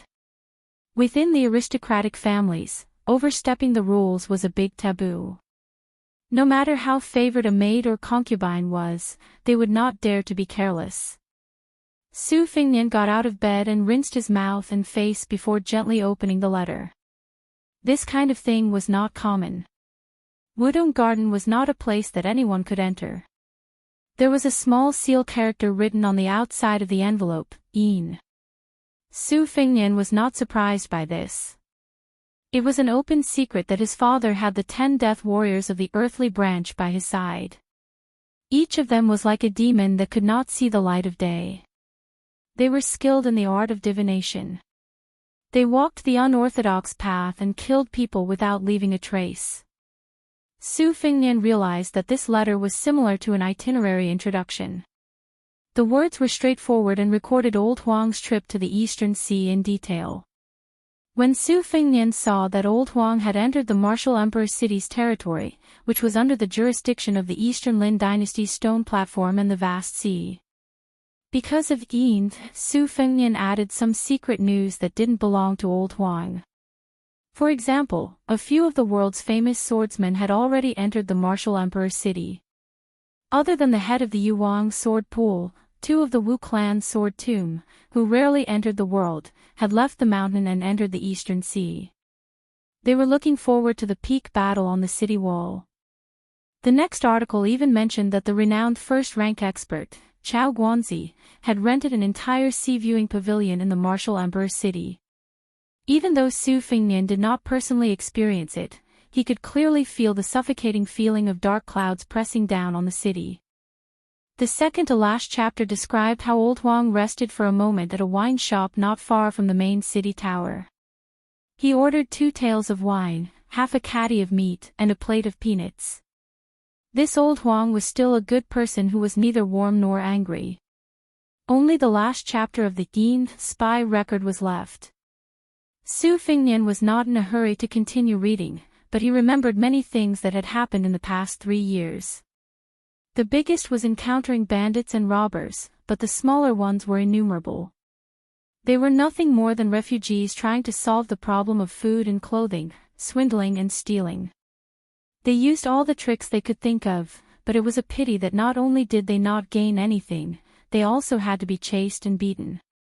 From the beginning, they would try to strike up a conversation with a pretty lady. In the end, they would take a detour when they saw a pretty lady. From being picky, they would say that the meat was not exquisite enough, and the wine was not mellow enough. In the end, they would thank the heavens if they had a mouthful of hot tea that tasted a little meaty. It was a world of difference. He had borrowed 2 tattered Taoist robes and pretended to be a poor alchemist, telling people's fortunes. In the alley, he had played the 19 Go games that had not yet been spread among the common folk. In the end, he did not make much money. Instead, he lost a few copper coins to a few villains who were good at wooden go. He sold calligraphy and paintings, and also helped the villagers write letters to their families.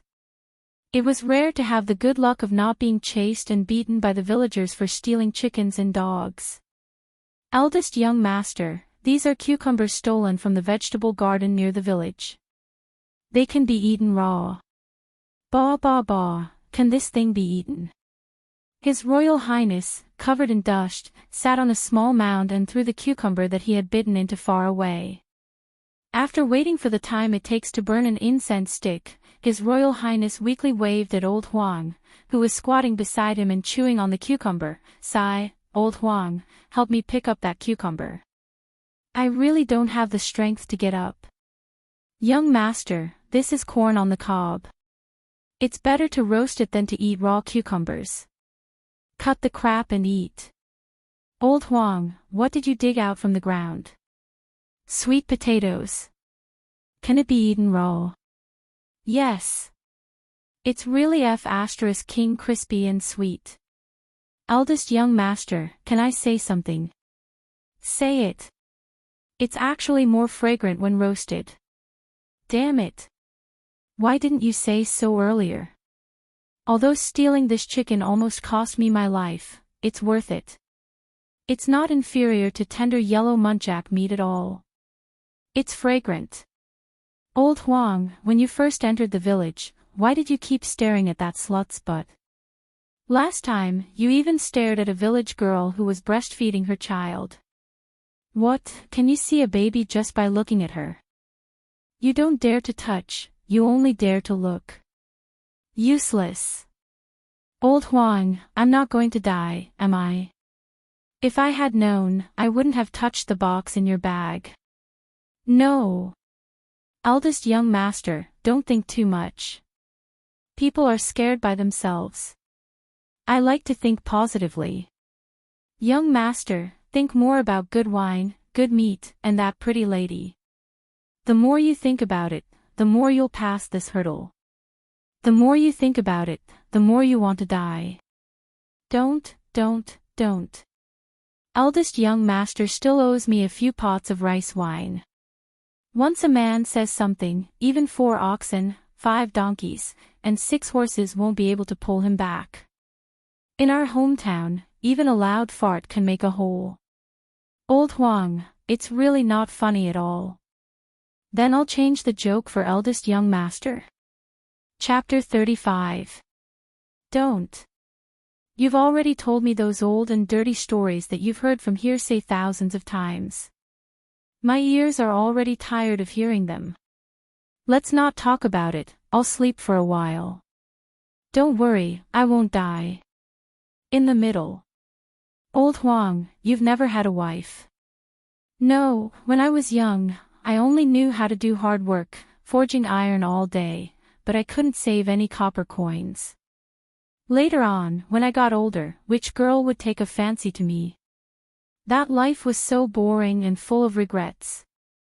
Fortunately, it's just like how I, Old Huang, have never tasted bird's nest or bear's paw in my life. I won't think about their taste. At most, I'll take the opportunity to take a few glances, and then I'll be satisfied. Eldest young master, isn't this the case? I couldn't tell that Old Huang knew some logic. I'm just blindly thinking. Old Huang, you said that when Hua only thought about practicing the sword all day long, but looking at his posture, he doesn't seem to have the talent to wield the sword. Eldest young master, I think that just looking isn't enough. It's just like when I went up the mountain to gather firewood when I was young. Those strong people wouldn't work after chopping for 4 hours. I'm clumsy, but if I sharpen the chopper and chop for another 12 to 14 hours, I'll be able to carry more firewood down the mountain than them. Moreover, if I go up the mountain to gather firewood, I might be able to see some good wood.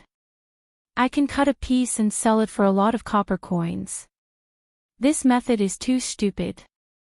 Stupid people have to use stupid methods, or else they won't be able to live. It wasn't easy for me to be reincarnated into this world. I feel that I can't just do nothing. Sigh, I can't stand your reasoning. Right, Old Huang, if I learn the sword, will I have a future? Then won't my future be at the peak? Old Huang, when this praise comes from your mouth, I really don't feel any sense of accomplishment. Hey, how many times have I told you, don't look at me like that? The head maid, Sweet Potato, looked at His Royal Highness' expression, and the corners of her mouth curled up slightly. Su Fingnian collected his thoughts and finally opened the last chapter.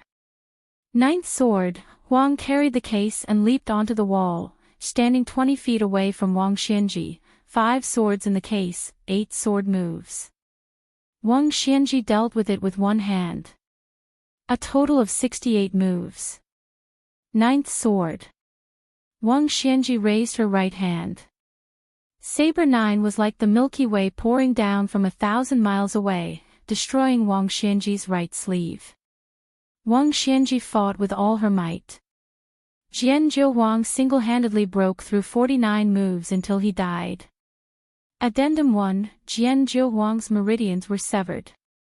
He sat cross-legged on top of the city wall, his head facing north. He died but did not fall. Addendum 2, after this battle, no one in the world would dare to say that the ninth sword Huang is inferior to the sword god Dong Tai. Inside the Seaview Tower, Chao Guanzi praised the use of the ninth sword style. The sword intent was so vast that there was no better sword move in the world. Addendum 3, the ninth sword's name is 6,000 miles, as told by the ninth sword himself. Addendum 4, Jianzhou Huang seemed to have said something before he died, but only Wang Xianji heard it. Su Fengnian kept his head lowered as he stared at the letter. Looking at the side of his face, there was nothing unusual. After a moment of silence, he finally said softly, "Sweet potato, boil some yellow rice wine." This was not the time to boil rice wine, and the crabs and bass in the lake were still small.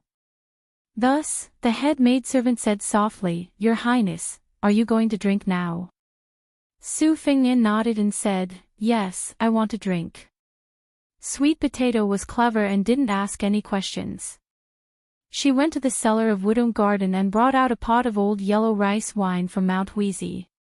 She boiled a pot for His Royal Highness and brought it to the small sandalwood table on the bamboo couch facing the window on the second floor of Wudong Garden. Su Fengnian asked for 2 wine cups and waved his hand to ask the maidservants, including Sweet Potato and Green Ant, to leave. The entire second floor, which was filled with priceless antiques and paintings, became quieter and quieter. Su Fengnian poured 2 cups of yellow rice wine and sat quietly for an entire day. He didn't show any joy or sorrow on his face. As dusk approached, he caught a glimpse of the embroidered winter saber that had been neglected for a long time. Su Fengnian got down from the bamboo couch and took off the embroidered winter saber that was even more beautiful than the Wenqi saber. He unsheathed the saber and the cold air seeped into his skin. That time, he recklessly stole old Huang's sword box and was half dead that day. It was enough to see how heavy the sword aura inside the box was. The embroidered winter saber and the other swords were all good weapons for cutting off people's heads. They couldn't be compared to the gold and jade ornaments worn by the dandy of Liangzhou. Perhaps even the housekeepers and servants who entered the residence later couldn't imagine that His Royal Highness, who only knew how to seek pleasure all day long, had touched a saber for the first time at the age of 6. Su Fengnian carried the saber downstairs and saw a group of maidservants gathered in the courtyard with worried expressions. Su Fengnian smiled and said, "Go do your own things. It's good to put on a show. Otherwise, if Chief Steward Shen sees this, he'll grumble about how Wudong Garden has no rules." Su Fengnian quickly walked into the bedroom and took out the cardinal box from under the bed. He found the stack of silk that used charcoal to draw the sword aura. It was exactly the same as the cardinal box and had become a relic. Su Fengnian didn't want anyone to disturb him. He focused on reading it the entire night. After putting the simple sword manual back into the box, Su Fengnian raised his head and saw that his father, Su Shao, had been sitting at the side for some time. Su Shao asked, "Can you understand it?" Su Fengnian shook his head and said, "I don't understand. Old Huang's drawing skills are too bad and my comprehension is even worse." Su Shao smiled and said, "You want to learn the sword?" Su Fengnian nodded and said, "I want to learn." No one knew a son better than his father. Su Shao asked, "After you learn the sword, you want to go to the martial emperor city and get the 6 swords back?" Su Fengnian said calmly, "There's no reason to leave it there and let people laugh at old Huang." Su Shao said indifferently, "Then can you get it back before you're 50 years old?" Su Fengnian sighed and said, "Only the heavens know." Su Shao didn't comfort him at all. He just stood up and left with a casual expression and said, "Think carefully before you tell father." Su Fengnian looked at his father's back and asked, "What did old Huang say in the end?" Su Shao stopped and didn't turn around. He said, let's talk about it after you've learned it. Actually, what old Huang said wasn't important. He was gone. 6,000 miles of wind and clouds. The sword box was erected at the top of the city wall. But the dozen or so jugs of yellow wine were still there. Chapter 36. Su Fengnian really picked up the martial arts that he used to despise the most. But before he learned the sword, he learned the knife first. Of course, he learned from the white-haired old man. The old man was about to leave the Wang mansion to wander the Jianghu. He had long been itching for a fight with the top 10 masters who squatted in the latrine but did not shit much.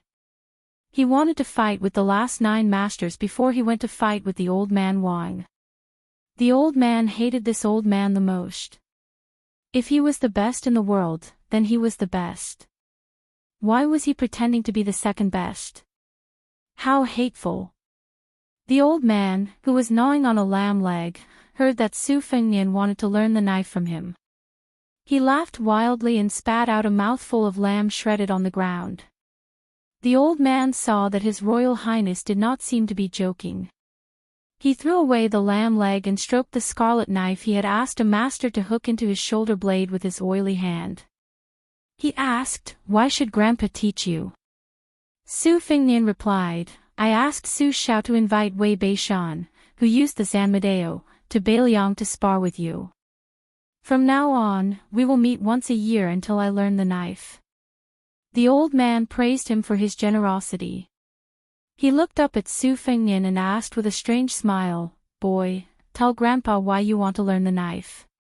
Are the 300,000 strong cavalry in Beiliang not enough for you to show off?" Su Fengnian pulled out Shudong and flicked it with his fingers. He grinned and said, "Those people's knives and spears belong to others. I also want to find one that is convenient for me." The old man curled his lips and did not comment. He only asked Su Fengnian to lift Shudong with one arm and stand for an hour. The knife could not be tilted. Otherwise, even if old man Wang was invited, he would not accept this cheap disciple. In the end, Su Fengnian held on for an hour and fainted on the spot. Shudong did not tilt at all. To be precise, it did not even tremble. The old man stared blankly at His Royal Highness. He walked over and pinched the boy's stiff right arm. He clicked his tongue and said, "I found a treasure."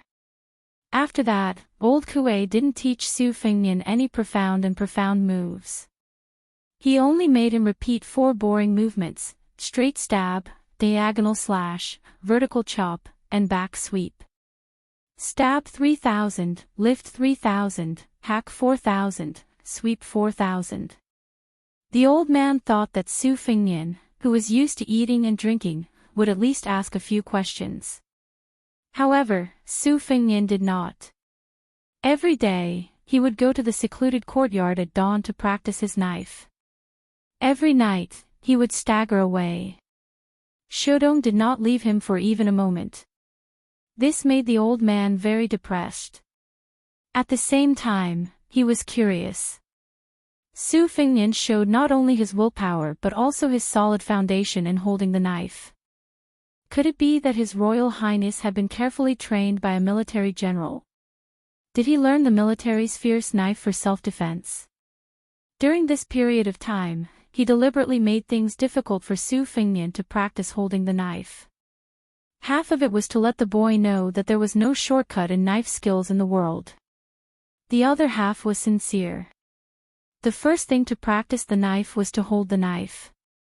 If one could not even hold the knife, then it was not using the knife, but being dragged by the knife. Even if one had a lot of peerless knife manuals, they could only play some seemingly fancy moves. Once they were faced with an enemy, only death would await them. The first day to practice the knife was the Great Summer. After the Great Summer came the beginning of autumn. From beginning to end, Su Fengnian practiced his saber with his upper body bare. His soft and smooth skin, which had been nourished with great difficulty, was tanned into a bronze color. He was even more robust. If he had some scars, he would be no different from a soldier. However, his knife skills were far from being mainstream. After the white dew and the cold dew, there was frost. The sweep of 4,000 became the sweep of 6,000. Su Fingnian finally asked the first question. The knife is the courage of 100 soldiers. It is open and closed. It emphasizes that although there are thousands of soldiers and tens of thousands of horses, this sweep of back is to withdraw the knife skills. Why do I have to practice more?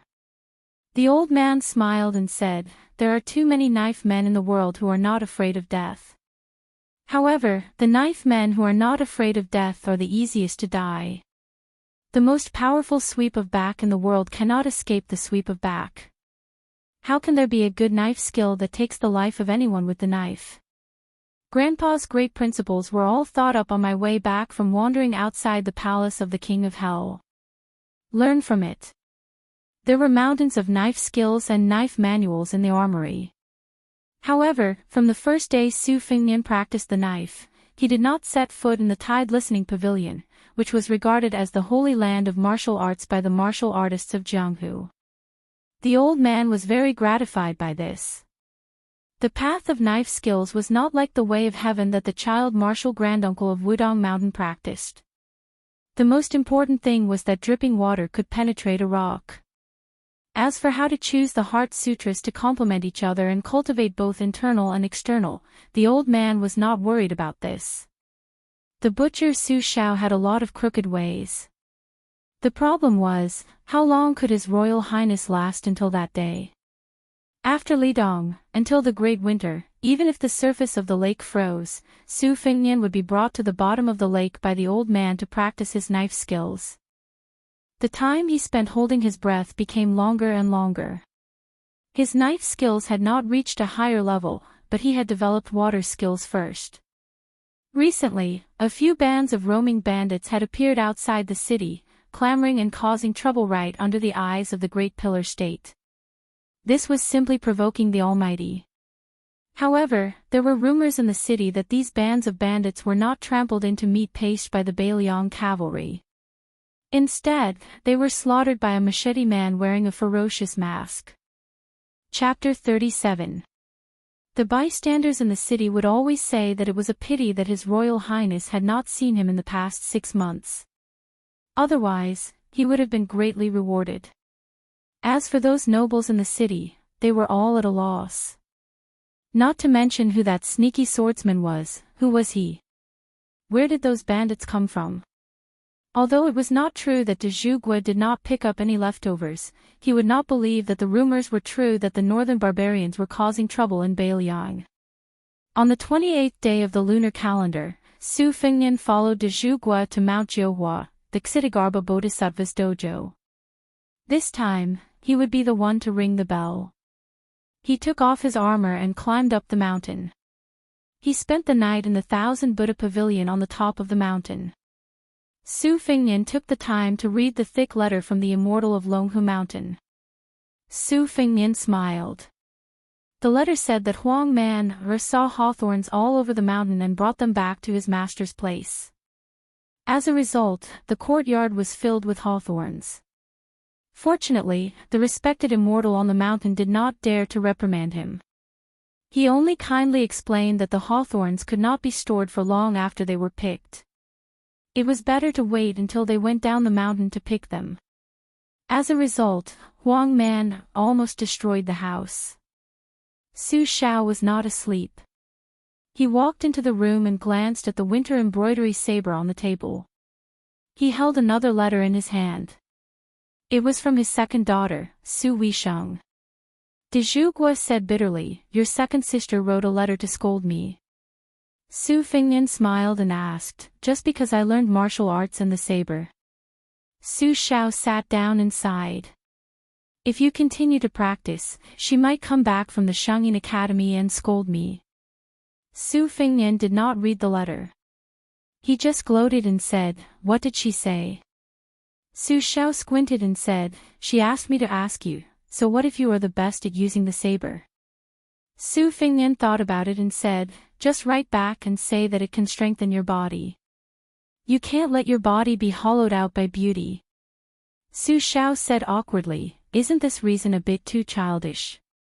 Su Fengnian said confidently, "This is the only way to deal with second sister. Otherwise, do you think you can win against her when it comes to reasoning with her?" Su Xiao gave a thumbs up and flattered, "You didn't learn this blade for nothing." On the morning of the 29th, mountain fog filled the air. Su Fengnian placed his hands on the hilt of his winter-embroidered saber and looked into the distance. After Li Dong, the several groups of bandits were all wooden training dummies arranged by his father, Su Xiao. Su Xiao did not give any hint, but Su Fengnian naturally guessed that most of them were criminals sentenced to death in the Beiliang army who had committed a major offense. Su Xiao was very strict in his management of the army and was very clear about rewards and punishments. Even his adopted son, Chen Jibao, who had violated the law, was publicly whipped until he was covered in blood. If not for this, the rumors in the capital would not have spread that the Beiliang army only recognized the Liangwang tiger seal and not the emperor's jade seal.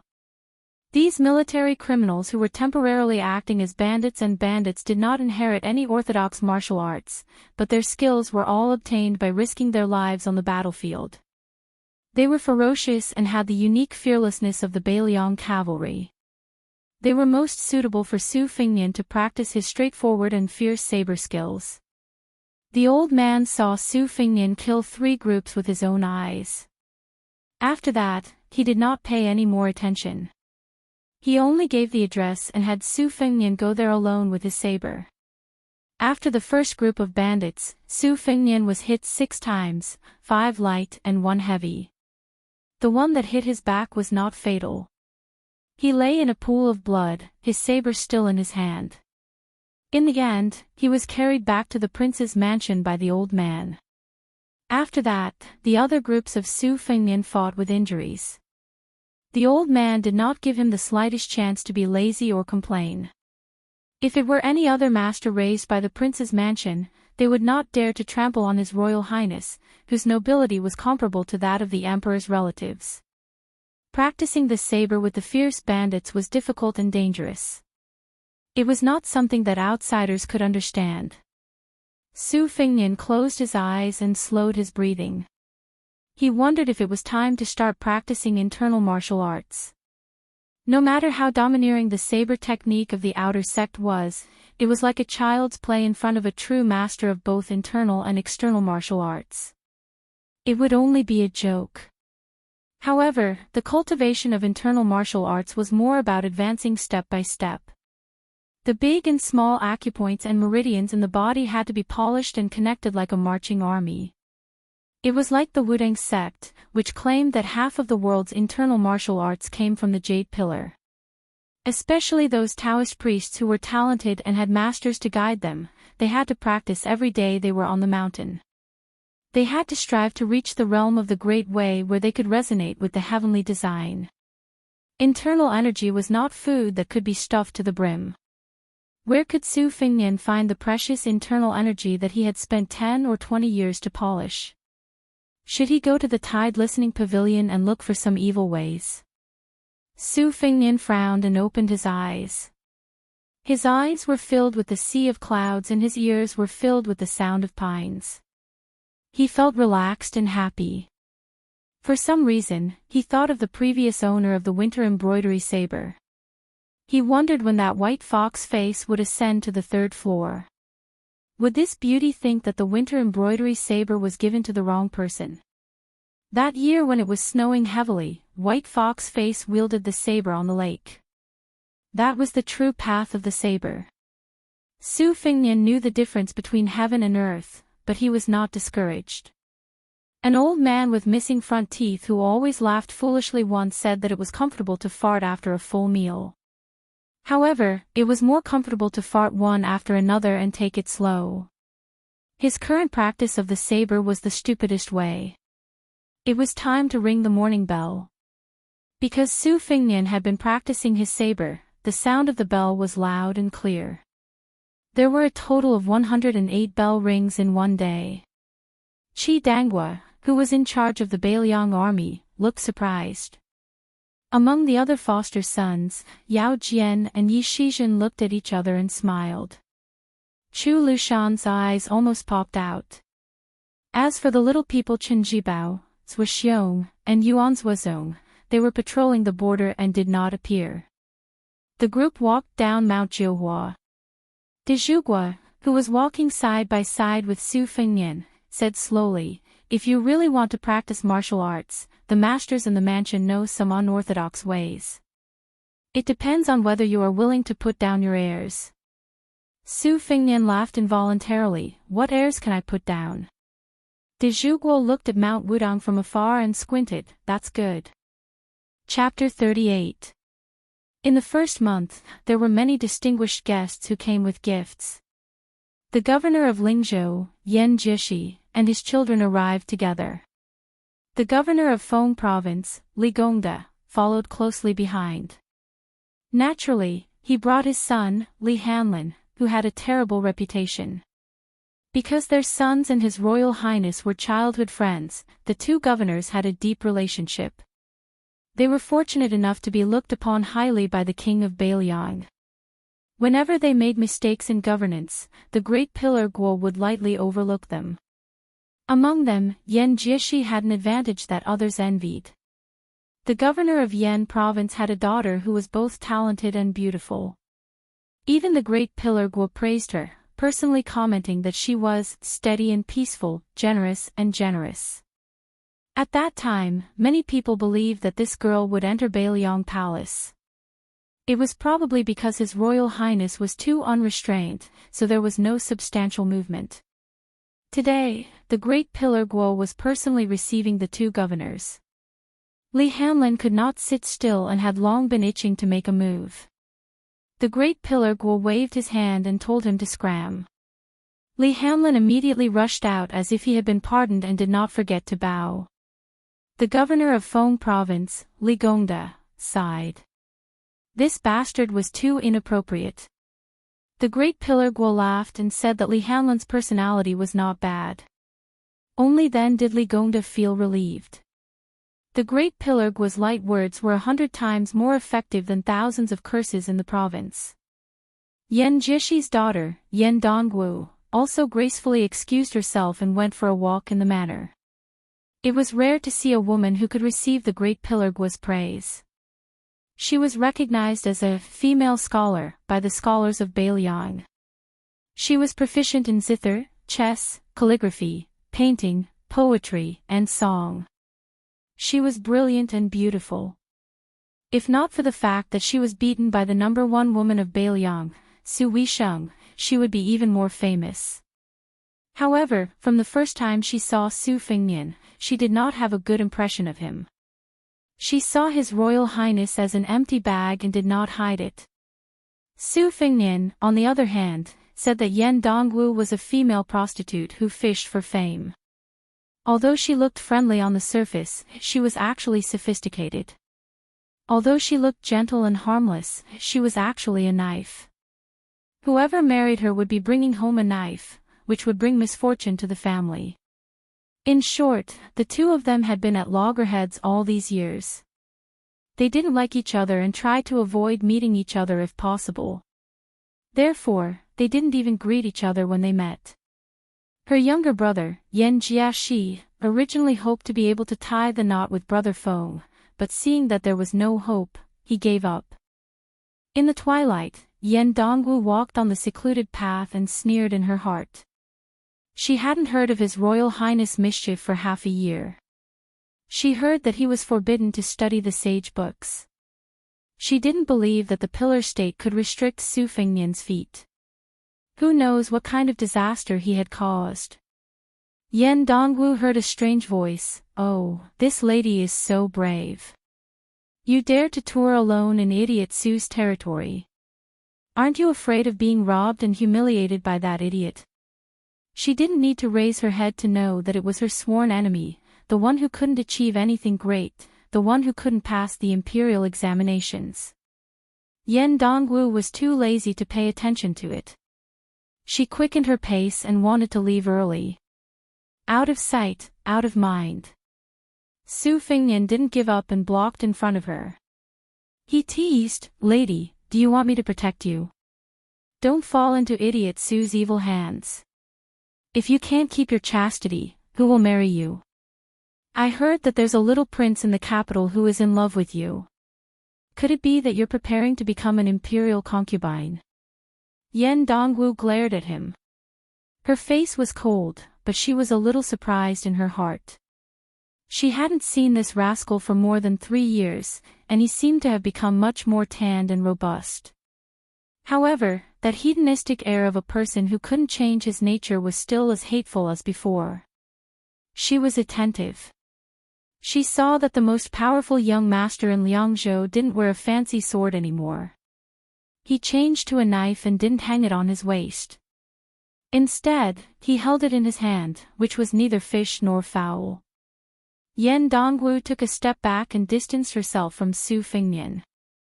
She said sarcastically, "You can't learn the skills of that ferocious-looking machete man, so you can only learn the easiest way to wear a knife.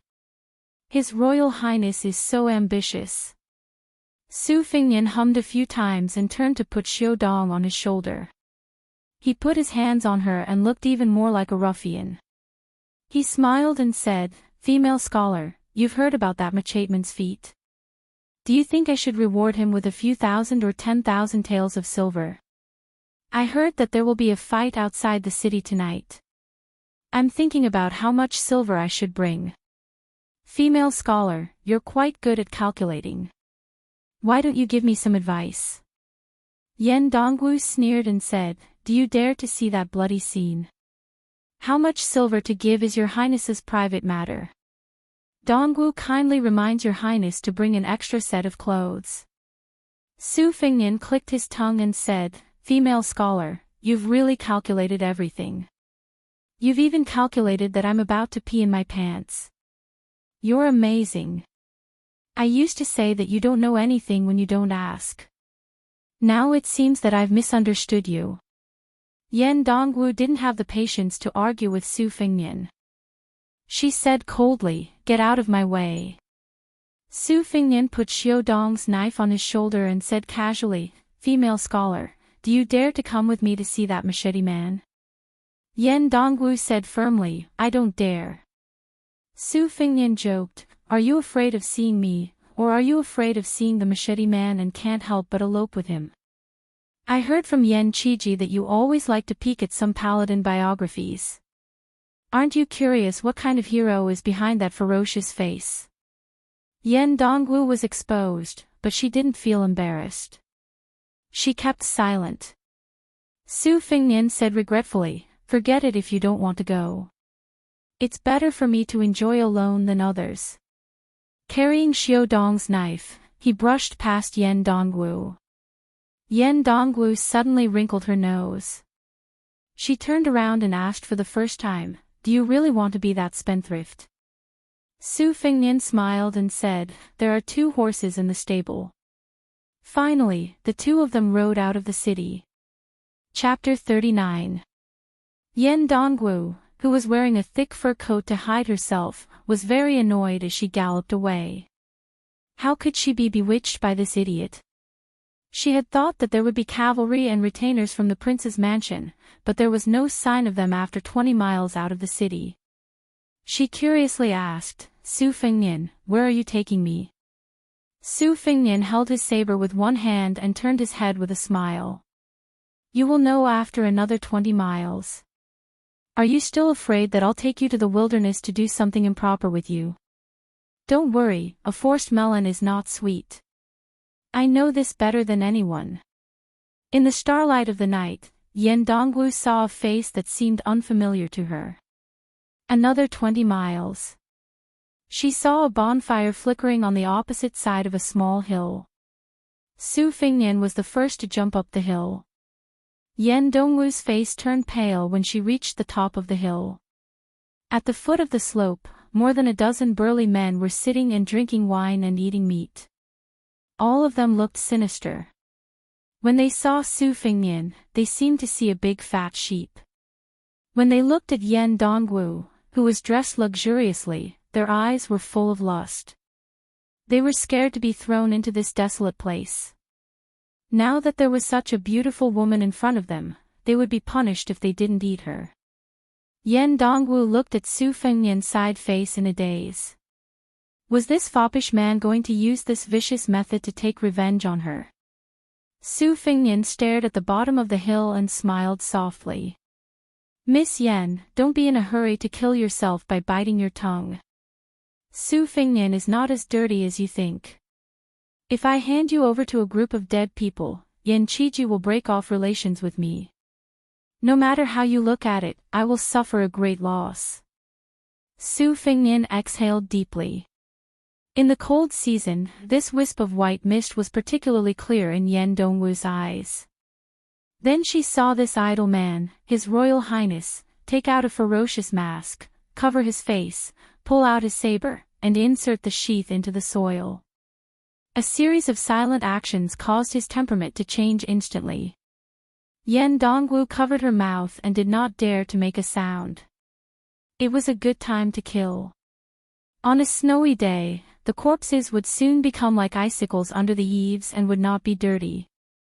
Especially the puddles of dirty blood, after being frozen, would look like a woman's embroidery. This made Su Fengnian, who could only kill people quickly, very pleased. After killing 4 or 5 batches of killing, he had some experiences that were not convenient to talk to others. But when he was in Jianghu, he had no friends, otherwise, why would the masters be fighting on the top of a building or mountain? At the very least, there were a lot of people. But he was actually pleasing to the eye. Her face is Yen, he was actually very pleased with her face. But her face and her, he was. Her face in her. So, he.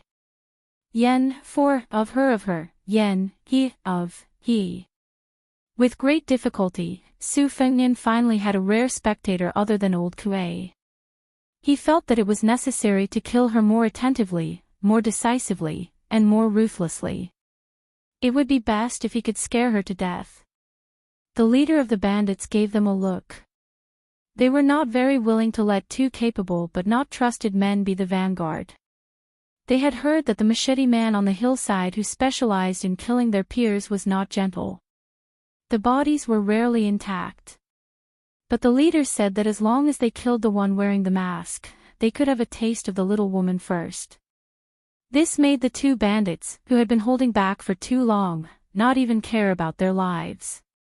Most importantly, after they were mysteriously thrown here, they learned that as long as they killed the person who wanted to kill them, they would not be sentenced to death.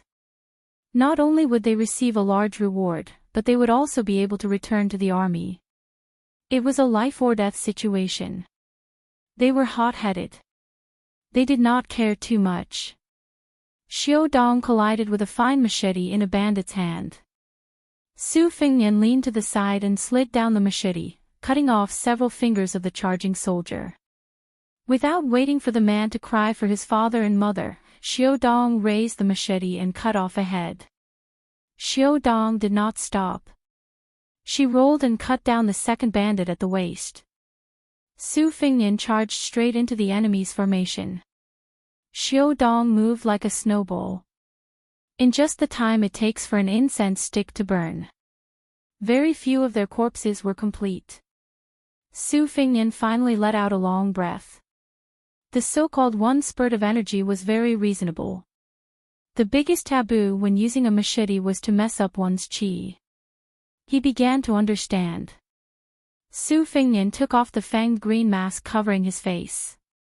His qi changed again, and he returned to being that sloppy and handsome young master.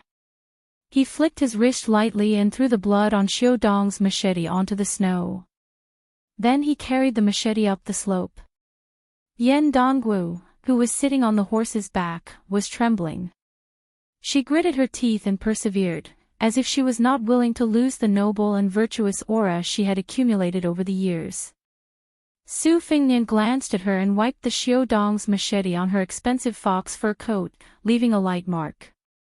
This rough action scared the golden branch and jade leaf into crying out in alarm. Her delicate body was about to fall. Su Fengnian did not scare this smart and blank girl. He put the Xiaodong's machete back into its scabbard. He walked a few steps and flipped onto the horse. He said softly, "Let's go back." 40 li back to the city. Su Fingnian was in the front. Yan Dongwu, whose riding skills were average, followed behind him with great difficulty. Su Fingnian, who was on the horse's back, spent most of his time with his eyes closed and breathing deeply.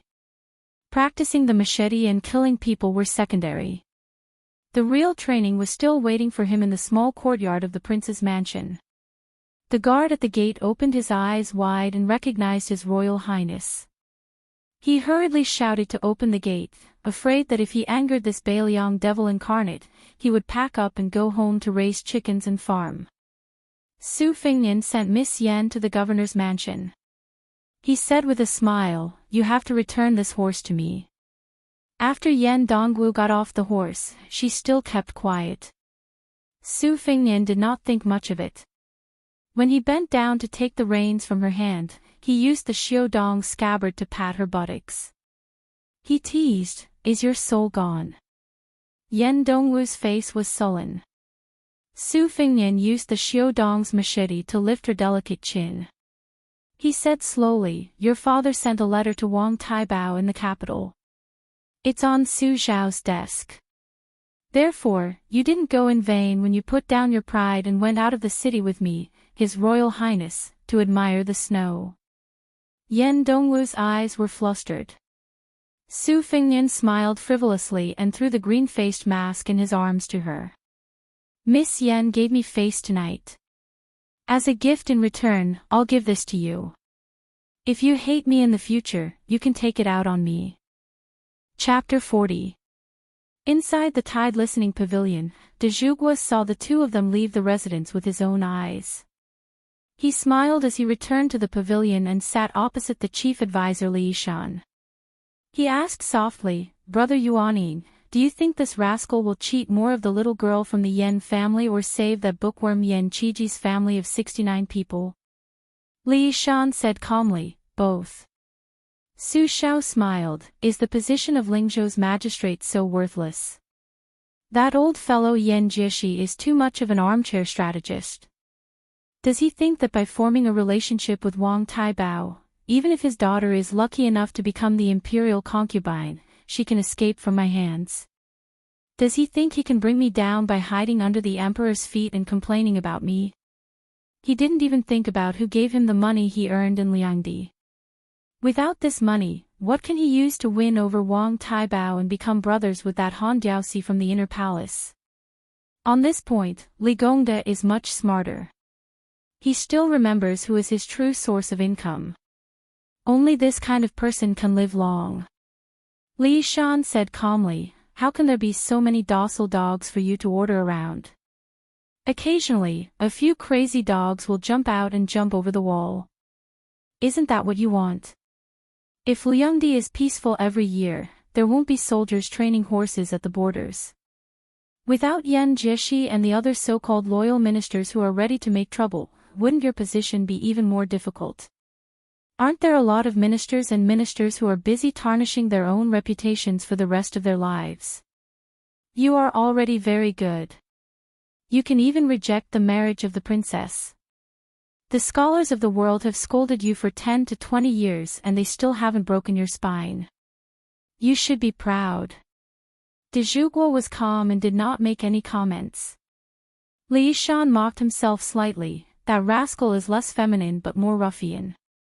Not long after Su Fingnian returned to the Fu, he came upstairs to deliver wine and was pulled into a few rounds of chess. In the end, Li Shan was very angry. To Li Shan, no matter how the game of Go changed, no matter how many paths there were, it was still a dead object. No matter how big the situation was, it was still a ghost trap. Li Shan did not like it. However, Su Fingnian was naughty when he was young and could not calm his heart down. If he wanted to nail this rascal's butt to the mat, the only way was to search and search. That was the only way. Privately, Li Shan admired the boy's extraordinary memory.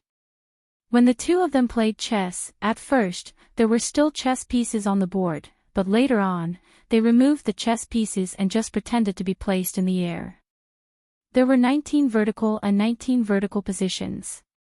They agreed on the position of the chess pieces in advance and could not go back on their words. Who would have thought that after returning from this trip, Su Fengnian would learn an endless stream of unreasonable hand tendons from who knows where. The more he learned, the more violent his fists became.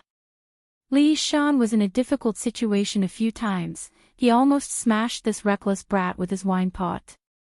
Li Shan, who was sitting cross-legged, was slightly helpless. He smiled faintly and said, "We have 10 rounds of listening to the tide and it looks like it will be 4 wins and 4 losses. This rascal did as I wished and picked up martial arts. However, he beat me in chess." Su Xiao laughed and said, "There are still 2 rounds left. No rush, no rush." Li Shan raised his brush but stopped in the air. He asked, "The Chancellor of Shangyin Academy wants to play chess with you." Su Xiao laughed and said, "Yes."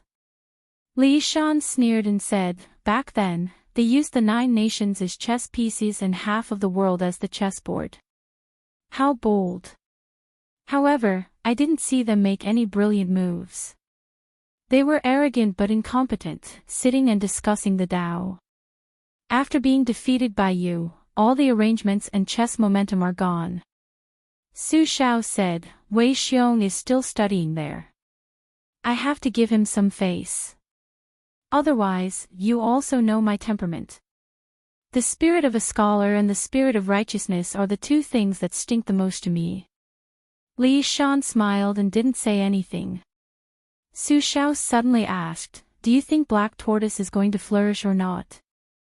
Li Shan asked back, "Wang Zhonglo has wasted his time cultivating the difficult Great Yellow Court Pass.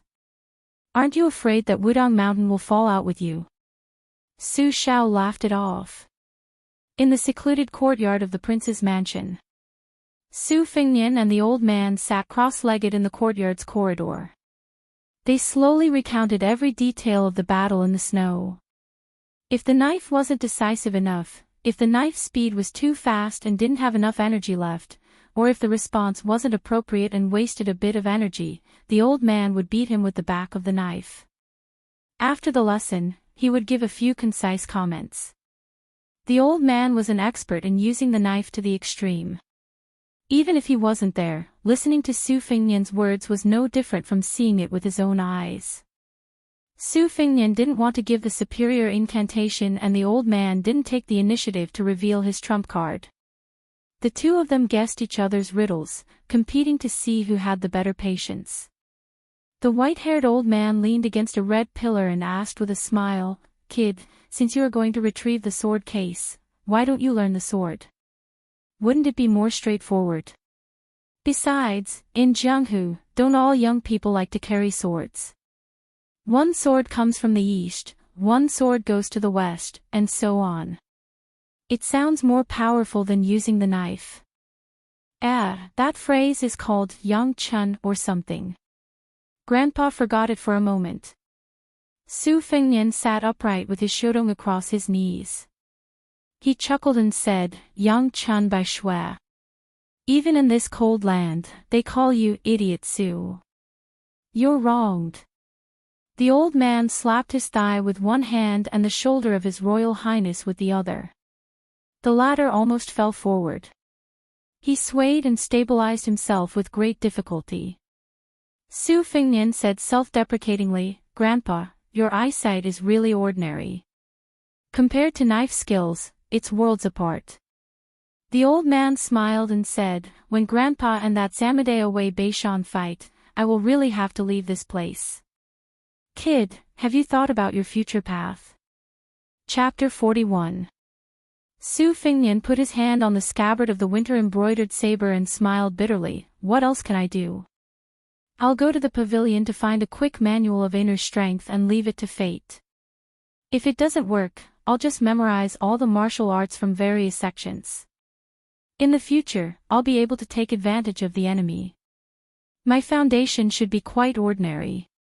It's unlikely that I'll be able to defeat 10 people with brute force like the old grandpa. If I don't use some underhanded tricks, when will I be able to go to the martial emperor's city? By the way, did Wang Xianji really break the wooden bull of the older generation sword god Li Chungang with 2 fingers? The old man nodded, feeling a little sad. For the most outstanding martial artists in the world, the old monster Wang Xianji was always a mountain that they had to face. Even if they could not defeat him, as long as they could fight to a draw, they could be ranked among the top 10 masters. It was enough to show the strength of the century-old man. Su Fengnian got up slowly. He still had to get up early tomorrow. Tonight, the future imperial concubine's mansion must be in chaos. The next day, a distinguished guest came to Beiliang Palace. It was a teacher from Shangyin Academy. It was said that his position was second only to the Grand Chancellor, and he was one of the 3 chancellors. The 3 of them were generally respected as Mr. Jishang. What they taught was not ordinary scriptures and classics, but the great way of the sage. The scholars of Shangyin Academy came from all over the world, regardless of region, identity, wealth, or wealth. As long as they passed the triennial examination of the academy, they could enter the academy and become a scholar of Shangyin. These scholars were also known as the Jisha scholars. Today, the Grand Chancellor of the academy, Qi Yanglong, was the imperial preceptor. His position was extraordinary and he was elusive. The visiting chancellor was only known by the surname Wang. He taught the art of traversing and Wang Ba Lu in Shangyin Academy. He had won 2 famous debates in the world. He won the debate on name but lost the debate on heaven and man. Since then, he rarely showed up. For the past 10 years, he had only accepted the second daughter of the butcher Su Xiao, Su Weisheng, as his student. He even said that she would be his disciple in closed-door training, and that he could pass on his legacy to her, and that this lifetime was enough. From the few letters that Su Fengnian exchanged with his second sister, Su Weisheng, he vaguely learned that this Mr. Ji Shang was a chess fanatic who loved to watch chess and talk a lot. As for the depth of his knowledge, Su Fengnian did not doubt it. Since he could become second sister's master, he could not be too bad. There was a game of chess under the White Crane building. His adopted son, Yuan Zhuozong, stood in the distance. Only Su Xiao, the great pillar state, and Mr. Ji Shang, who came from afar, were chatting happily. Su Fengnian climbed to the top of the mountain and only saw Mr. Wang's side profile. Mr. Wang was thin, wearing a plain green gown, a pair of hemp shoes, and a mutton-fat jade pendant around his waist. He was facing off against Su Xiao on the chessboard with a confident demeanor. His demeanor was elegant, and his imposing manner was otherworldly. His Royal Highness thought that the Chancellor of the Shangyin Academy was indeed very confident. No matter how powerful an ordinary expert was, they would not even dare to breathe loudly in front of Su Xiao. How could he be as calm and elegant as this person? An otherworldly expert was nothing more than this. Su Fengnian gathered his thoughts and approached respectfully. De Zhu Gua and Mr. Ji Shang were focused on the game. The battle on the chessboard was intense and neither of them raised their heads. Su Fengnian, who was still in awe, took a closer look and almost spat out a mouthful of blood.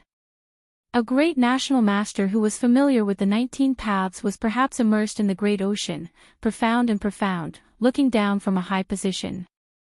Perhaps delicate and skillful, deep and precise, each step filled with murderous intent.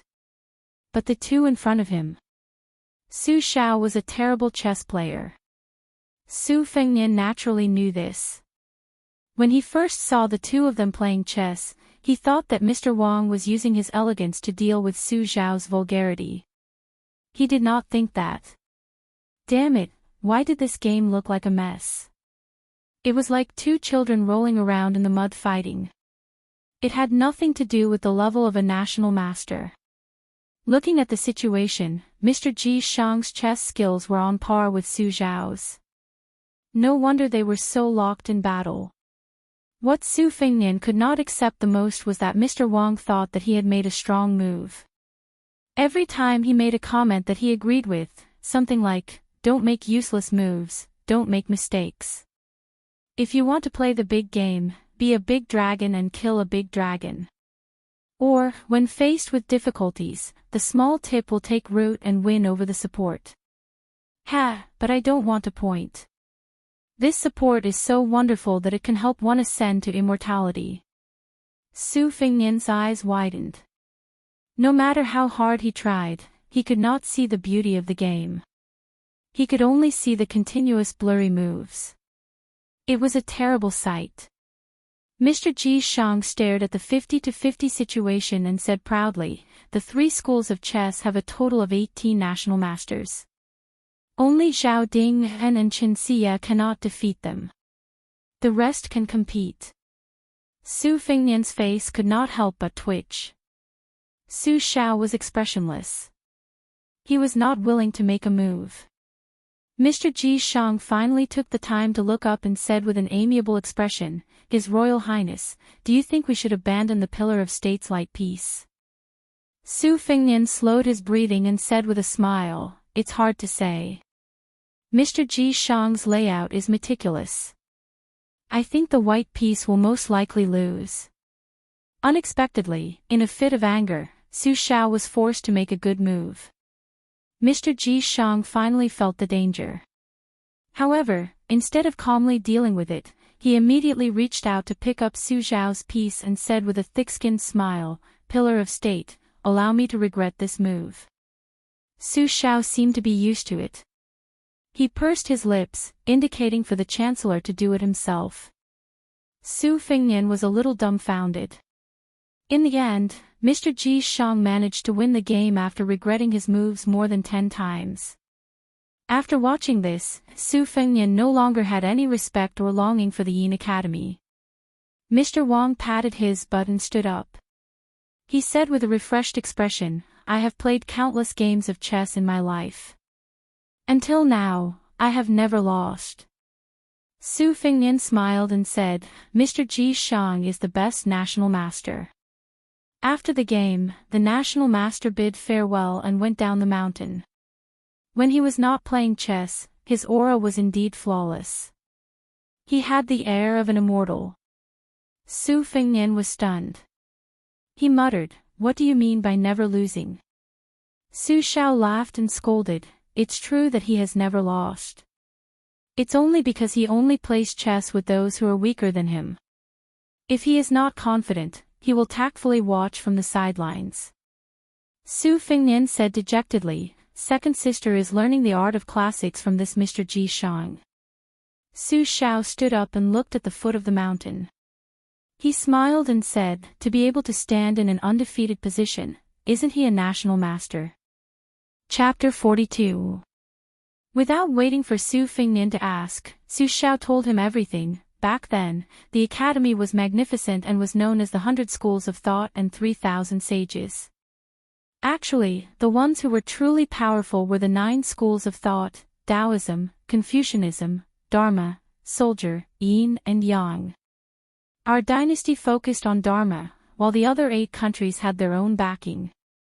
It could be said that the real war was in the Shangyin Academy. For example, Shishu was old and unambitious, occupying a natural stronghold. At that time, the academy had already unified and believed that Shishu could continue to occupy a corner. However, they were crushed by my troops. For a time, the world was filled with resentment and the nickname of the human butcher was confirmed. Together with Han Diaoxi and the Jianghu Hermit Huang Longsher, they were known as the 3 devils that everyone wanted to kill. My relationship with the academy has always been poor. Only that Mr. Ji Shang, whose chess skills are terrible, spoke up for me and said a lot of things that offend the world. At that time, Sir Wang had just won the debate on name and reality and was in the limelight. If there were no accidents, he could have become the next Grand Chancellor and planted a karma tree in the forest of virtue. What a pity. That's why I sent your second sister to Shangyin Academy. There were a few famous forbidden grounds and sacred grounds in the dynasty. Other than the imperial palace, there was also Mount Longhu, which had usurped the orthodox position of Wudang Taoism. There was also the northern Liang Mansion's Tide Hark Armory, the two Zen temples' relic pagoda, the Wu family's sword tomb, and lastly, the Shangyin Academy's Dao de Forest, which all the scholars in the world yearned for. This Dao de Forest symbolized 10 years of trees and 1,000 years of virtue. As for the three devils, the eunuch with the surname Han was called a cat. His reputation in the dynasty was only slightly worse than that of Su Shao. However, the white-robed Huang Longsher was the most controversial. His hands were not stained with much blood, even less than some of the Jianghu heroes. But this person's mouth was really powerful. During the chaos of the 9 countries, more than half of it was started by him. He was the proudest disciple of Shangyin Academy and called himself Huang Sanjia. This was not him boasting. Huang Longsher was recognized as number 1 in the 19 Daos, number 1 in cursive script, and number 1 in yin and yang divination. He was renowned throughout the world. In the end, it was widely spread among scholars that the Shangyin Academy had almost erected a stone tablet that Huang Longsher could never set foot on in his lifetime. As for Su Fingnian's second sister, Su Weisheng, many scholars in the academy secretly said that she was the second Huang Longsher. One could see her elegant demeanor. Su Shao said softly, "Mr. Wang came here today to ask for a favor, but I didn't agree." Su Fingnian said helplessly, "You really don't give Shangyin Academy any face." The hunchbacked and lame de Zhu Gua had his hands in his sleeves. He looked like an old farmer, but his words were extremely arrogant. "Those scholars have been scolding me from thousands of miles away. They've been scolding me until now, and I've already spat out several large vats of saliva. Your second sister slaps their faces in their house every day, loud and clear. In terms of Tao, they can't win against your second sister. It's even more so when it comes to chess. As for fighting, your second sister's sword can chop up those weak scholars. She can chop up hundreds of them in one breath and there won't be a wrinkle on her sword. Those fellows from Shangyin Academy are only good at scolding people. As for chopping people, they're pretty lame." Su Fingnian said with a headache, "Don't hit people in the face. You're good." Su Shao smiled. "Your father hasn't studied much, so how can he understand so many great principles?" Su Fingnian said disdainfully, "That's pretentious." Su Shao turned his head and glanced at the winter-embroidered knife in his son's hand. He smiled and said, "I'm really not pretentious. Using the knife to talk is the most effective." Su Fingnian said softly, "That's also how you talk to that person in the capital." Su Shao always had no inhibitions when interacting with this son of his. He said straightforwardly, "Of course. 300,000 Bailiang cavalry. Even their farts will shake the heavens. Even if you don't want to, you can smell it." Su Fingnian was preparing to leave for the bottom of the lake to practice his knife skills. He couldn't possibly go along with, "The emperor will take turns to be the emperor and come to my house tomorrow," could he? Su Shao asked, "Are you really going to keep practicing?" Su Fingnian was puzzled. "Or else." Su Shao pulled his hand out and exhaled. He slowly kept him in suspense. "Then go to Wudang. There's someone waiting for you." Su Fingnian was surprised. "You're not going to ask me to learn the Jade Pillar Heart Sutra from Hong Xixiang? That's too shameful. The scenery of the colored glass world is not bad, but to ask me to practice my knife skills there, it's not fun. If he doesn't go down the mountain, I'll go up the mountain. How can it be like if the mountain doesn't come, I'll go up the mountain? To be honest, I'm not in the mood. I'd rather be scolded by that old man and have my face covered in spittle than live under someone else's roof on Wudang Mountain." De Zhugua smiled faintly. "That little Taoist with the surname Hong doesn't have that kind of ability. The one you want to see is Wudang's chief, Wang Zhongluo." Su Fingnian was shocked. "That old Taoist who hides to cultivate the Great Yellow Court Pass. Did he really split the Kanglan River with a finger of an immortal? That's too immortal.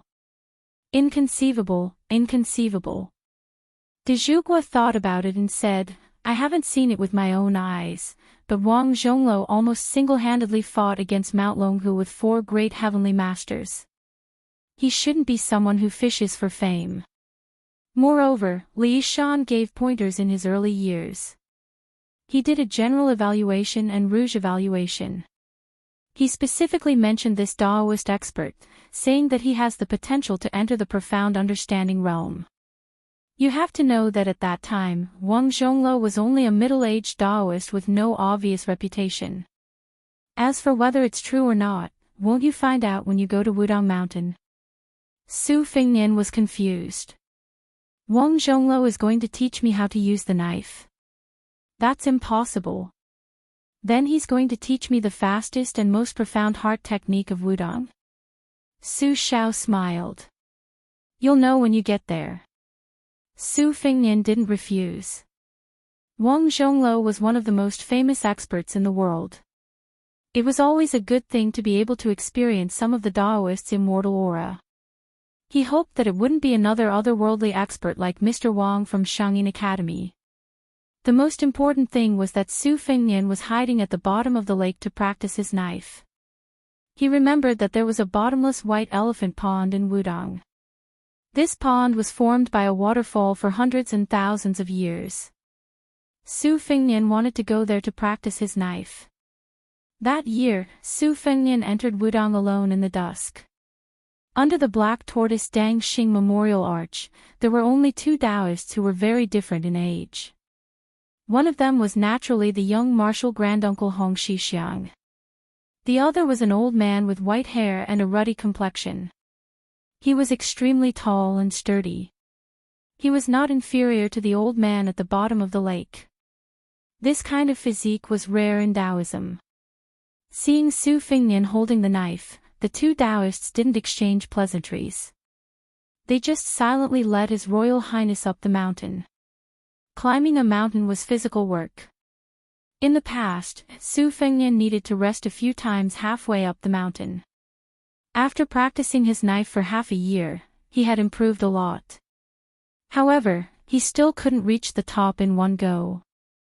Every time Su Fingnian felt tired, the tall old Taoist would stop immediately. When he stopped, Hong Shixiang also stopped. Su Fingnian sneered in his heart. This way of doing things was more scheming than hundreds of ox-nosed old Taoists coming out together. The 3 of them stopped at the hanging coffin not far from the White Elephant Pond. There was only a small hut. It seemed to be His Royal Highness' residence. There was a bamboo fence around the hut. A table and chair were placed in front of the hut. After Su Fingnian and the old Taoist sat down, Hong Shixiang took the initiative to go into the hut and took a simple tea set. He squatted down and made tea. There was no need to guess the old Taoist's identity. He smiled and said, the world's swordsmanship is divided into standing sword, walking sword and sitting sword. The difficulty increases with each step, but the ultimate achievement is hard to say. Our Wudang sect has never recommended sitting swordsmanship, as it goes against the laws of heaven. However, standing swordsmanship and walking swordsmanship have some experience. I wonder if Your Highness wants to learn standing swordsmanship or walking swordsmanship. Su Fingnian said calmly, I want to practice my knife. Hong Shixiang, who was making tea, rolled his eyes. The old Taoist said amiably, swordsmanship and knife techniques, different paths lead to the same goal. They all pursue the path of one man against 100. Like that Dong Tai, he only held a peach blossom. It can be called a sword or a knife. Su Fingnian did not want to waste time. It was really boring to discuss Tao with the old Taoist. So he asked, what's the difference between standing sword and walking sword? The old Taoist chuckled and said, standing sword, simply speaking, is when the sword moves and stops more often. The sword momentum is more swift and violent, like the rumbling of winter thunder. Walking sword is heavy and continuous, like the majestic summer rain, like splashing ink. If His Royal Highness like standing sword, there are a few sets of famous sword techniques on the mountain. Together with Wudong's unique Heart Sutra, the spirit-plucking incantation, they are mutually beneficial. If he prefers walking sword, there is no harm. Jade Pearl Peak has a book called Green Water Pavilion Sword Practice Record for the 60 Years. Its words are exquisite and profound, and it contains the essence of swordsmanship. Su Fingnian thought for a moment and asked, "What does Headmaster Wang mean by sitting sword?" The old Taoist said awkwardly, "This sitting technique is passed down in the Wu family's sword tomb. Outsiders do not know." The young martial granduncle gave each of them a cup of tea. The tea was wild tea from the mountain, and the water was spring water. Su Fingnian drank a mouthful and said with a smile, "I forgot to congratulate Headmaster Wang for coming out of seclusion." The old Taoist smiled and nodded. Hong Shixiang sighed quietly. Su Fingnian hesitated for a moment and asked softly, "Did Headmaster Wang really split open that Songlan River with one finger?" The old Taoist shook his head and said, "No." Su Fingnian felt relieved. Since the old Taoist's ranking is lower than Wang Xianji's, then the weakness of his skills is a good thing. Hong Shixiang muttered, "It was 2 fingers." Chapter 43. Immortal guiding the way and cutting the river. Kanglan River, that is the largest river in Beiliang. Su Fingnian spat a mouthful of tea on the face of the old Taoist immortal opposite him. The old Taoist priest who had been in Wudong for 30 years just wiped it away gently and turned to glare at his talkative junior brother. Su Fingnian hurriedly apologized. Wang Zhongluo, on the other hand, had a good temper and did not mind, continuing to drink his tea. Su Fingnian quietly sized up this Wudong number 1, his forehead was red like a raised eyebrow. Although he had white hair, he did not look old. Su Fingnian suddenly remembered a Taoist unorthodox book called 3,000 Sceneries, that he casually read in the Tide Listening Pavilion when he was young. It mentioned that Wudong had a mysterious internal energy that was refined by the supreme jade elixir. It first formed a Daning, then flowed through the 5 viscera, and then through the 4 limbs. It could turn red blood into white milk, the appearance of a young man, and was impervious to cold and heat. Su Fingnian had never taken the occasional written records of claws in the snow seriously. However, when he heard those 2 fingers with his own ears and saw Wang Zhongluo's vaguely revealed majestic aura, he had no choice but to believe it. The old Taoist left after finishing his tea. Su Fingnian saw Hong Shixiang still squatting on the side in a daze. He frowned and said, "Bull Rider, why aren't you leaving?" Hong Shixiang nodded and slowly walked back to Small Lotus Peak. Passing by the 3 palaces and 6 temples, countless Taoists respectfully called him Grand Marshal Uncle, and he responded to them all. Some familiar juniors would even stop and chat with them. Slowly walking to the immortal cliff, he found his senior brother standing under the tortoise camel tablet. Hong Shixiang quickened his pace and called senior brother Wang. Their generation on the mountain was already the highest, unlike Longhu Mountain's Taoist masters who were in seclusion and did not care about worldly affairs. Wudong also had a senior brother surnamed Wang, who used the sword to crown Wudong. He was habitually called Junior Brother Wang by Hong Shixiang, and had been silently comprehending the sword at Big Lotus Peak for 16 years. Wang Zhongluo, who was almost a head taller than Hong Shixiang, turned around and saw the unhappy junior brother. He joked, "Senior brother Chen took away your private stash of forbidden books again." Hong Shixiang shook his head, hesitating to speak. Wang Zhongluo patted his junior brother's shoulder and left under the moonlight. Su Fingnian practiced the rolling knife technique once. There was no set pattern to it. The most important thing was the angle and direction of the first cut. Following that, dozens or even hundreds of moves would follow the momentum of the first cut. Su Fingnian strived to do it in one go without leaving any gaps. Using the least amount of strength to use the fastest knife. This was not something that old man had taught him privately. It was a simple knife technique that Su Fengnian had figured out himself. It was very appropriate to call it a rolling knife. Compared to what Headmaster Wang had said about standing on the sword and moving the sword, it seemed to be slightly different. He returned to the thatched cottage and lay down on a hard plank bed. It was as hard as the Wudong mountain. Su Fengnian had no qualms about this. This was because he was used to living in the wilderness with old Huang. On the table, other than an oil lamp, there were 2 piles of yellowed books. 2 sword manuals, 1 spirit extracting technique, and at the bottom was Qingshui Pavilion sword practice record. Su Fengnian did not have any pajamas. He simply stayed up all night to memorize these books. Wudang's mantra was widely circulated in Jianghu. Most of them were fakes, crowned with the name, Jade Pillar Internal Strength. They were still very popular. However, there were indeed some genuine low-grade Jade Pillar mantras that the Jianghu people were familiar with.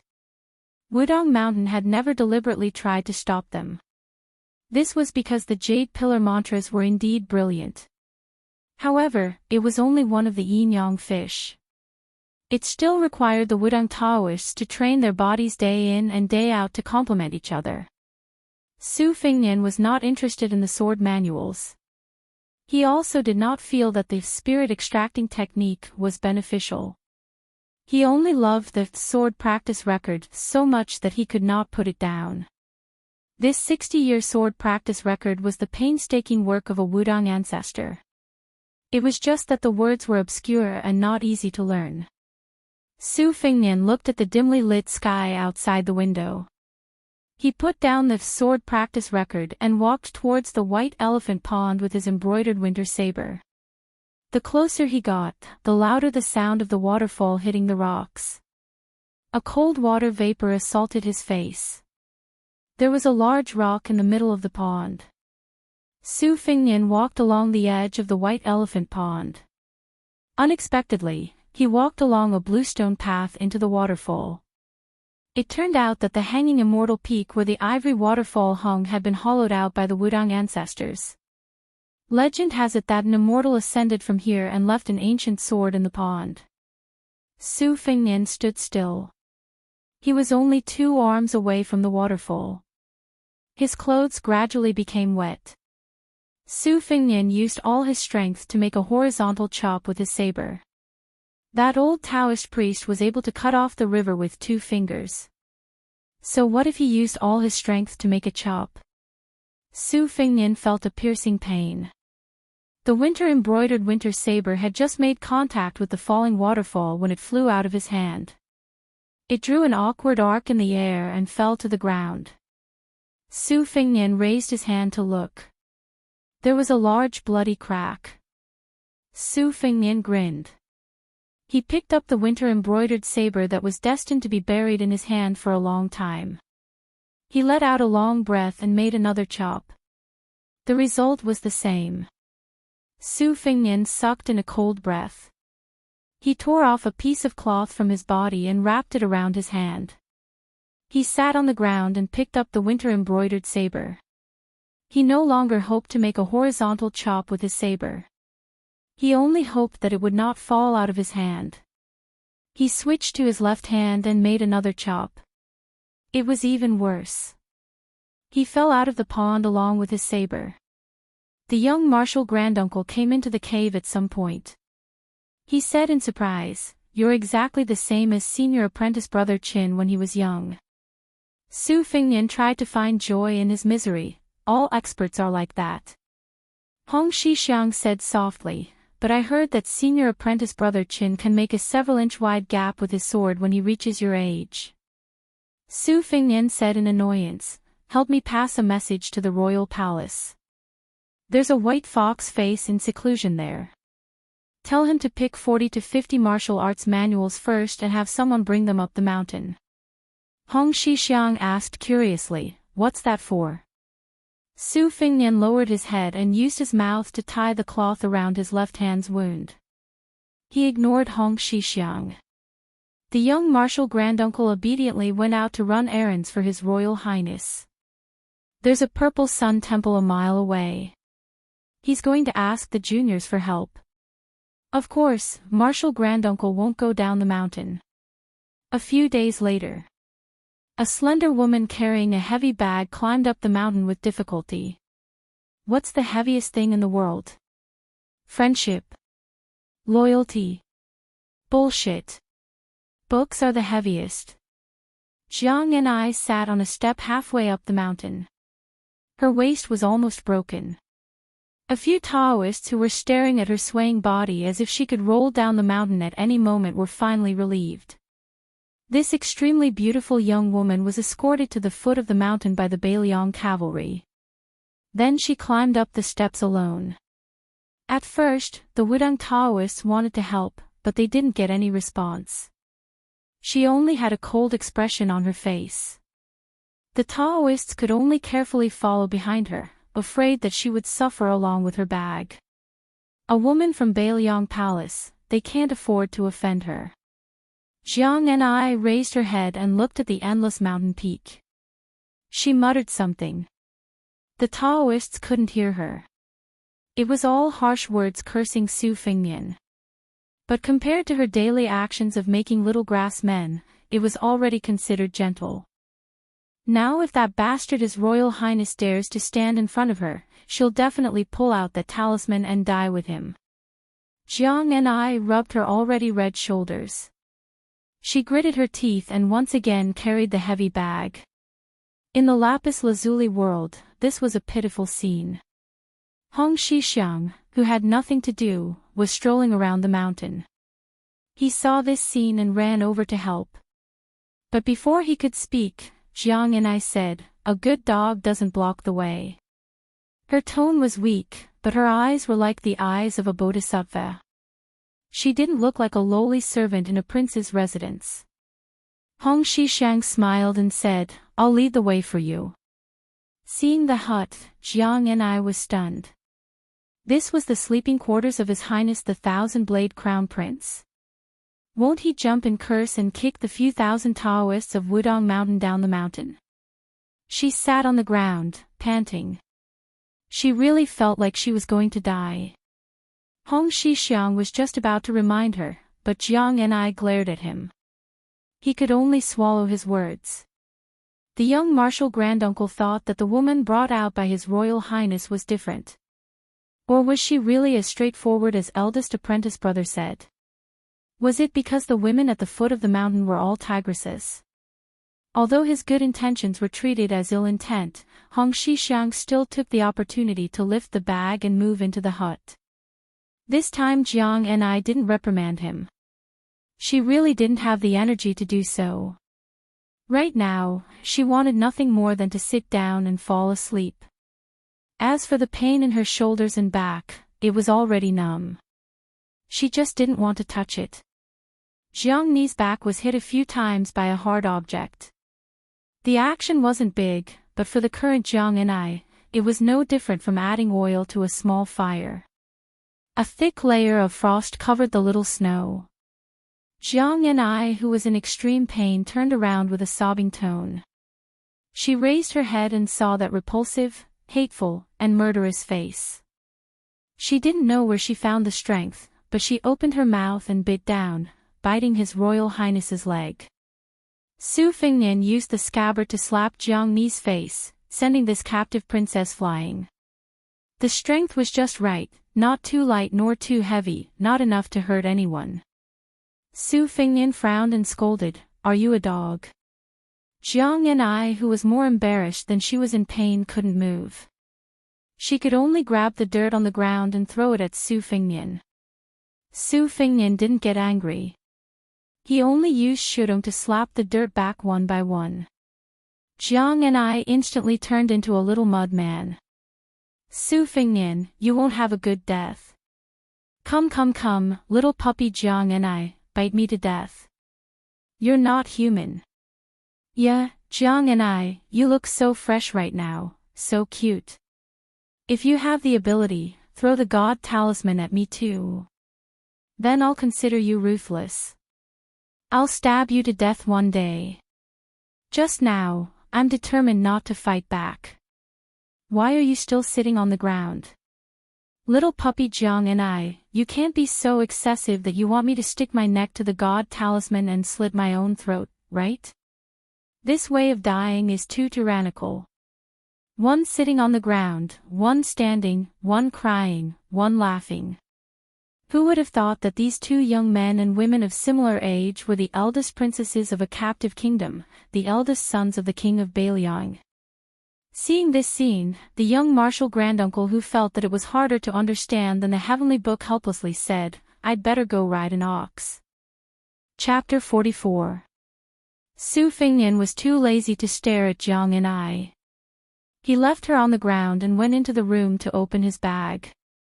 Other than a large luminous pearl and a few sharp Guangdong Liao Wei, the rest of the books were thrown on the table and piled up like a mountain. Looking around, there was the Forbidden Villa's whale-killing sword, the two Zen temples' copy of the Vajra-subduing demon fist, and the Southern Sea's largest Buddhist nunnery's Guanyin finger. There was a wide variety of more than 50 martial arts manuals. They all had one thing in common, which was that they were all top-notch moves of various sects and schools. Perhaps there was still a gap between them and the highest level, but for Su Fingnian to master even one of them was a magnificent feat. He didn't move all of them from the Tide Listening Pavilion because he wanted to learn all of them, but because he wanted to pick out one or two suitable ones from each manual. It would be best if he could apply them to his blade technique. Taking 10,000 steps back, if he saw a pig run many times, he wouldn't be surprised even if he saw a pig that could float on water or grass in Jianghu. Just like playing chess, these books were a set of moves. When the opponent placed a piece, he would know the position of the next 3 or 10 moves. No matter how many changes you made, would just kill you with a single strike. Su Fingnian picked up a manual and flipped through a few pages. He put it down and picked up his blade, preparing to go to the White Elephant Pond to practice 600 slashes and 600 strokes. When he went out, he found that Jiang and I hadn't left the mountain yet. She was sitting on a bamboo chair, using her sleeve to wipe the dirt off her face. Her movements were delicate, and each movement must have used all of her strength. How could there be a woman in the world who didn't love beauty? Su Fingnian laughed, "Little mud man, it's going to be dark soon. You don't dare to go down the mountain alone. I'm a kind-hearted person. I'll help you call a handsome little Taoist to go down the mountain with you." Jiang and I sneered, "The Great Pillar State let me stay on Mount Wudang. I heard someone has already gone through the ceremony of becoming an adult." "That's hilarious." Su Fingnian felt a headache coming on. Ignoring the mockery of the rootless grass, he frowned and said, "Did Su Xiao take the wrong medicine?" Jiang and I kept a straight face and didn't say anything. She stretched out 2 slender little fingers and slowly combed away the dirt and dust on her hair. Su Fingnian went to the forest to pick some herbs and threw them in front of the house. "You stay here," he said, "I'll go somewhere else." Jiang and I was indifferent. Like a clay bodhisattva, he remained motionless. He tilted his head and didn't even look at His Royal Highness as he meticulously cleaned up the battlefield. She would never touch that huge pile of herbs. Su Fingnian took the night luminescent pearl and the hairpin to the cave of Xianxian Peak. He made a hole in the stone wall and inlaid the night luminescent pearl in it. Suddenly, it was brightly lit. Su Fingnian, whose hands were bleeding, continued to wield his saber. However, he did not dare to cut under the waterfall. Late at night, he was already exhausted. He sat at the foot of the stone wall furthest from the waterfall and slept cross-legged. The saber never left his hand. Early in the morning, he woke up on time. Su Fingnian opened his eyes and saw Hong Xixiang squatting in front of the waterfall, holding water to wash his face. Su Fingnian had always been indifferent to this guy. He got up and practiced his slashing in the open space. While he was practicing his saber in an old-fashioned way, the guy who had been herding cows on the mountain for more than 10 years was studying the priceless heavy thorn wall in front of the stone wall. The round pearl in the bright area was green and translucent. When night fell, it would be as clear as the full moon. The one in front of Hong Shixiang was not known for its large size. The largest night-luminescent pearl in the world was still in the imperial palace. It needed 416 beauties to surround it. It was placed in the study of Princess Sui Zhu. The reason this emperor's most beloved daughter was called Princess Sui Zhu was because when she was born, Sui offered this huge night-luminescent pearl dug out from the foot of Mount Tai as a tribute. Su Fengnian seemed to have had the opportunity to own 2 Sui pearls, as long as he was willing to enter the capital and become the emperor's son-in-law. Su Fengnian did not have the opportunity to know whether the delicious cake was hot or not. In Beiliang Palace, this kind of low-level mistake could not happen because the maids in Wudong Garden were all gentler than the other. However, His Royal Highness was more certain than anyone that the roasted sweet potato was hot to the mouth, hot to the hand, and hot to the heart. The cave was humid and Su Fengnian was sweating profusely. It was very harmful to the body when the sweat mixed together. Su Fengnian did not dare to stay any longer. He carried the embroidered winter saber on his shoulder and picked up the famous Guangdong Liaowei. This was the best quality purple rabbit hair. Rabbit hair was originally a hard hair. The north was stronger, but the Guangdong purple rabbit hair was worthy of being called the first hard hair. This kind of brush was most suitable for writing strong and square characters. The tip of the brush was like an awl and sharp like a knife. This was the real knife of the brush. From a young age, Su Fengnian had been instructed by Li Shan to only use hard hair. The soft and edgeless sheep hair was absolutely not to be touched. The soft and boneless characters had always been spurned by the #1 scholar in the prince's residence. However, Su Fengnian knew that sooner or later, he would have to pick up a soft hair when he had to write large characters on a signboard. Although Su Fengnian was scolded for being an idiot with a golden exterior, doing the shady business of buying poems and songs like a poor scholar, he knew the 4 arts of zither, chess, calligraphy, painting, tea, and wine. It was just that he was not proficient in them. Practicing the saber was a major matter of strength, but practicing calligraphy was a minor matter of strength. It was especially difficult to practice calligraphy after practicing the saber. Su Fengnian dipped the Guangdong Liaowei in water and wrote the incantation for the whale-killing sword on a green rock. The words came from his heart, and the semi-cursive writing on the ground appeared murderous.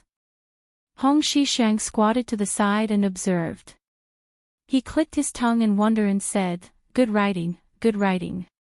It's 100 times better than De Shixiang's earthworm crawl." When he communicates with his junior apprentice brothers or people outside the mountain, he has to get me to write for him. Su Fengnian ignored this fellow's praise and chewed on the Guangdong Liaowei brush. Before coming up the mountain, he had practiced the saber painstakingly. However, it was not to the extent that he had to forcefully peel off the calluses that he had honed from 3 years of traveling. Now, his hands were covered in blood every day. When he was not practicing the saber, Su Fengnian would put the embroidered winter saber on his shoulder and swing it around. It looked quite poetic, but Su Fengnian's heart was filled with murderous intent. Chapter 45. Walking towards the thatched cottage, he remembered where he had left the herbs yesterday. Su Fengnian smiled and pushed open the door. He did not see Jiang and I sleeping on the bed at first glance. Had she gone to see the scenery of the lazuli world? When he looked again, he saw that the little mud figurine had already cleaned herself up and was facing the wall, asleep. She did not touch the bed. Su Fengnian understood perfectly that she despised the place he had slept in for being too dirty. The reason why she did not sleep against the wall was clearly because her delicate back could no longer bear any contact after carrying the luggage up the mountain. Su Fengnian opened his mouth and spat out the rabbit hair brush on the table. He used his foot to kick the princess who had fallen from the world's noblest imperial city to the cage of Beiliang Palace and then to this little thatched cottage on the mountain. She was probably exhausted, for she did not react at all. She muttered a few words in her sleep. Su Fengnian did not have to listen to her to know that she was scolding him. Su Fengnian stared at her for a while. She was a budding beauty. Although her face could not compare to white fox's, it did not lose out to sweet potato and blue bird by much. In the future, she would definitely be even more attractive. Su Fingnian felt that the way she sat on the ground and fell into the mud yesterday was very interesting. Jiang Ni's body slanted in her sleep and almost fell to the ground. Su Fingnian's shoulder shook and Shudong fell down. He used the scabbard to gently support her body and slowly straightened it. Only then did he stop disturbing her. When he went out, he saw that the bull-riding fellow had tactfully begun to cook porridge. There were a few small jars of pickled vegetables in the house. During this period of time, unless Grand Marshal Uncle was too busy with the small seal bamboo slips or the precious and unique annotation classic, he would usually cook for His Royal Highness. He worked hard without complaint and enjoyed it. Hong Shixiang cooked the porridge and watched the heat while he dipped his finger in his saliva and flipped through the Book of Rites. Su Fingnian really couldn't figure out how this cowardly fellow could become the person responsible for the black tortoise's resurgence. After leaving 2 bowls of porridge for Jiang and I, Su Fingnian carried his saber and went to the top of the hanging immortal peak.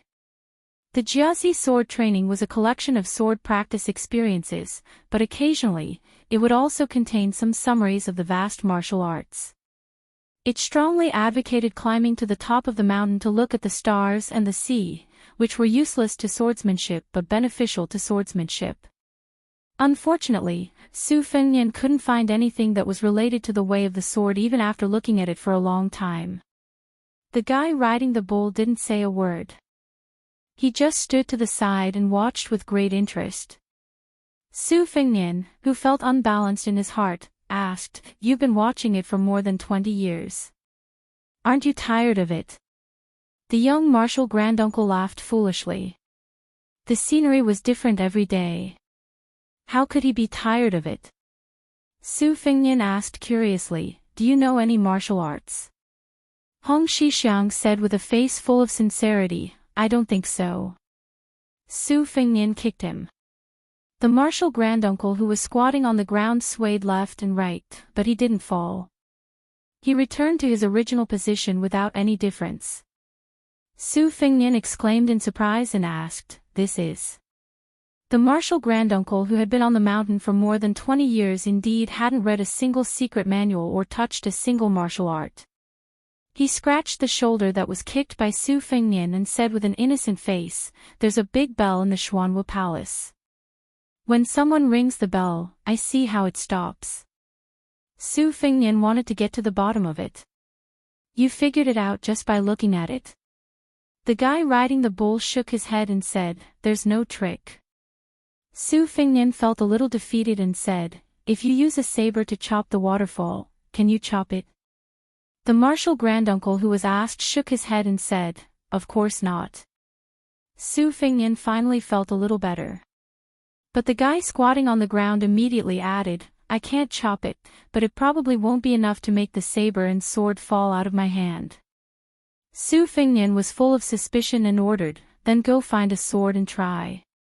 If you can't do it, then just wait to be fed to the fish."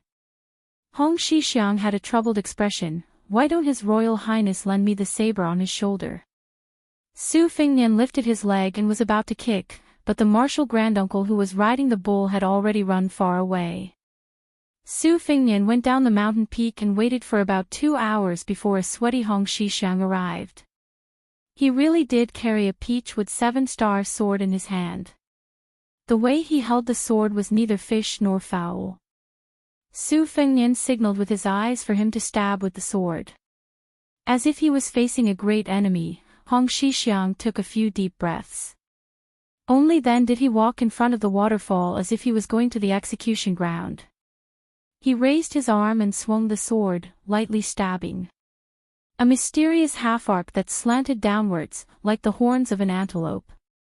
It cut through the astonishing falling waterfall.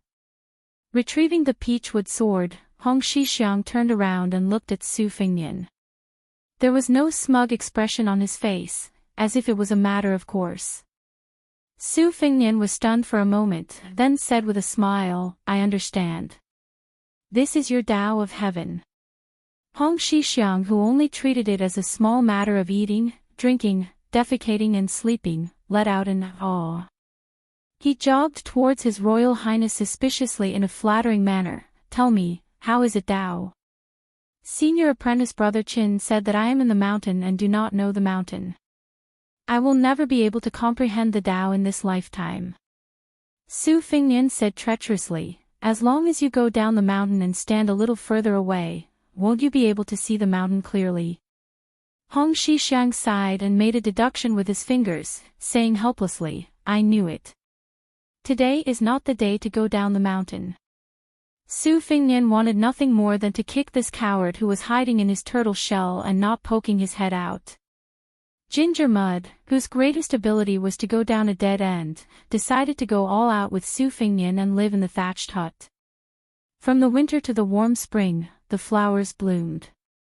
His Highness the Crown Prince was as tired as a stray dog every day. She had a lot of free time. She did not have to do any of the chores a servant should do. She just strolled around Mount Wudong every day. She walked around the 81 peaks, half of the peaks, palaces, monasteries and heavenly paradises with her little feet wearing hemp shoes. She even had the leisure to ask for some seeds from the nearest Xiang monastery. She planted some vegetables and fruits outside the green bamboo fence. Because of her, she created a small vegetable garden that formed a world of its own. If Su Fingnian took a second look, he would be warned by her, like a little white wildcat whose tail was stepped on. Other than practicing his blade and calligraphy, Su Fingnian also continuously moved books from the tide listening pavilion to the mountain. Book after book, bag after bag. It was like moving a mountain. Chapter 46. Don't forget to bookmark it, there are 2 more chapters today. Jiang and I seemed to be obsessed with watching the fruits and vegetables grow little by little. Whenever she had the time, she would squat in the garden and stare at them. The pitiful talisman dagger had to be used as both a hoe and a hatchet. One day, Su Fingnian went to the garden to fertilize it out of goodwill. In the end, he was discovered by Jiang and I, who couldn't sleep. In a frenzy, she carried the talisman and chased him half the mountain. For the next few days, Su Fingnian didn't dare to return to the thatched cottage. For every meal, he caught some wild animals and barbecued them. At first, Hong Xixiang didn't dare to eat fish and meat. Later, he couldn't stand the gluttonous bug in his stomach. Once he started, he couldn't stop himself. As soon as he saw His Royal Highness, he would throw flirtatious glances at him and ask him what he caught today. This was greatly inconsistent with the rules and regulations of the mountain. Su Fingnian admired himself for being able to endure this bull rider's incessant chatter, just like the gadfly on the bull's butt. After moving hundreds of books up the mountain, Su Fingnian obviously didn't want to be a 2-legged bookcase. When he read something that he didn't understand, he would grab Hong Xixiang and explain it. The most interesting part was that many seemingly unsolvable and brilliant moves often had a solution in another secret manual. This kind of contradiction that required patience to find was most beneficial to Su Fingnian. Now, His Royal Highness' saber skills were hard to say, but his horizons had increased by several levels.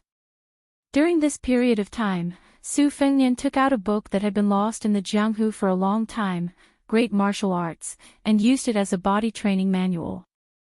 The moves were simple, but each move was fierce and overbearing, striving to kill with one move. He also asked for a set of nameless fist techniques from Wudong, leaning towards the soft and feminine side. Su Fingnian originally didn't like it, but Hong Xixiang shamelessly recommended it, bragging about it to the heavens, almost praising it as #1 in the world. In the beginning, Su Fingnian still didn't agree. The thirsty Grand Marshal uncle had no choice but to play a final move. Even Su Fingnian had to admit that he was truly shocked by this fellow. The bull rider plucked a handful of bamboo leaves and casually threw them out in the wind. His body followed the bamboo leaves and stretched out a palm. Su Fingnian only saw his body swaying like a drunkard, jumping around randomly, but all the bamboo leaves were glued back to his palm. Gnawing on a wild pheasant's leg, Su Fengnian, who had obtained the fist technique but still couldn't grasp the gist of it, couldn't help but ask, the more I practice this fist technique, the more it looks like a sissy's play. You're not deliberately tricking me, are you? The Grand Marshal uncle wiped the grease at the corner of his mouth and said seriously, how would I dare to fool His Royal Highness? Su Fengnian asked suspiciously, who created this fist technique? The Grand Marshal uncle rolled his eyes and swallowed the pheasant meat in large mouthfuls. He laughed dryly and said, His Royal Highness, I won't disturb your practice. I have to go herd the cows. Su Fengnian pressed the scabbard on Hong Xixiang's shoulder and sneered, if you don't tell me, I'll beat you until you spit out everything you've eaten. The Grand Marshal uncle said mysteriously, I accidentally found it on the top floor of the Xianhua Palace. It's been a long time and can't be verified. It must be the painstaking efforts of some senior Zhenren. Su Fengnian put away his saber and concentrated his qi in his dantian. He drew 6 circles in the air in accordance with the fist technique, one circle after another. It looked like it, but he always felt that it was several mountains away from the bull rider's wrist technique. Not to mention the spirit, even the shape was barely satisfactory. The Grand Marshal uncle, who was busy leading the green cow, looked at Su Fengnian's posture and nodded slightly. He smiled brightly and said, this fist technique goes from the 8 trigrams to the 4 symbols, the 3 powers to the yin and yang, all the way back. It's just that it's still very far from the infinity of Tai Chi. His Royal Highness technique is already quite agile and flexible, opening and closing in an orderly manner. It's not easy and is much faster than I was before. It's just that there are still some small flaws that need to be corrected. If the Great Mound attack is a method of crushing 1,000 pounds with 10,000 pounds, then this fist technique is a trick of 1 or 2,000 pounds. His Royal Highness needs to remember one thing when practicing, the fist technique is to hit the crouching cow. Seek small and not big, seek quietness and not movement. Only then can you obtain the beauty of all things in life. When you reach the peak, you can't add a feather, you can't drop a fly, you can't tell autumn with a single leaf, you can't tell spring with a single sprout. Su Fengnian pondered and sneered, only punching a crouching cow is of some use. The rest is all nonsense. Hong Xixiang chuckled and didn't refute. Su Fengnian squinted his eyes and smiled, bull rider, you like to eat meat so much. There are a lot of yellow cranes on this mountain, why don't you trick one to come down? Hong Xixiang laughed dryly, I can't. Wudong's red-crowned cranes are psychic, and they're all my childhood playmates. Killing them is more painful than killing me. Su Fengnian joked, can you ride on a crane's back and play?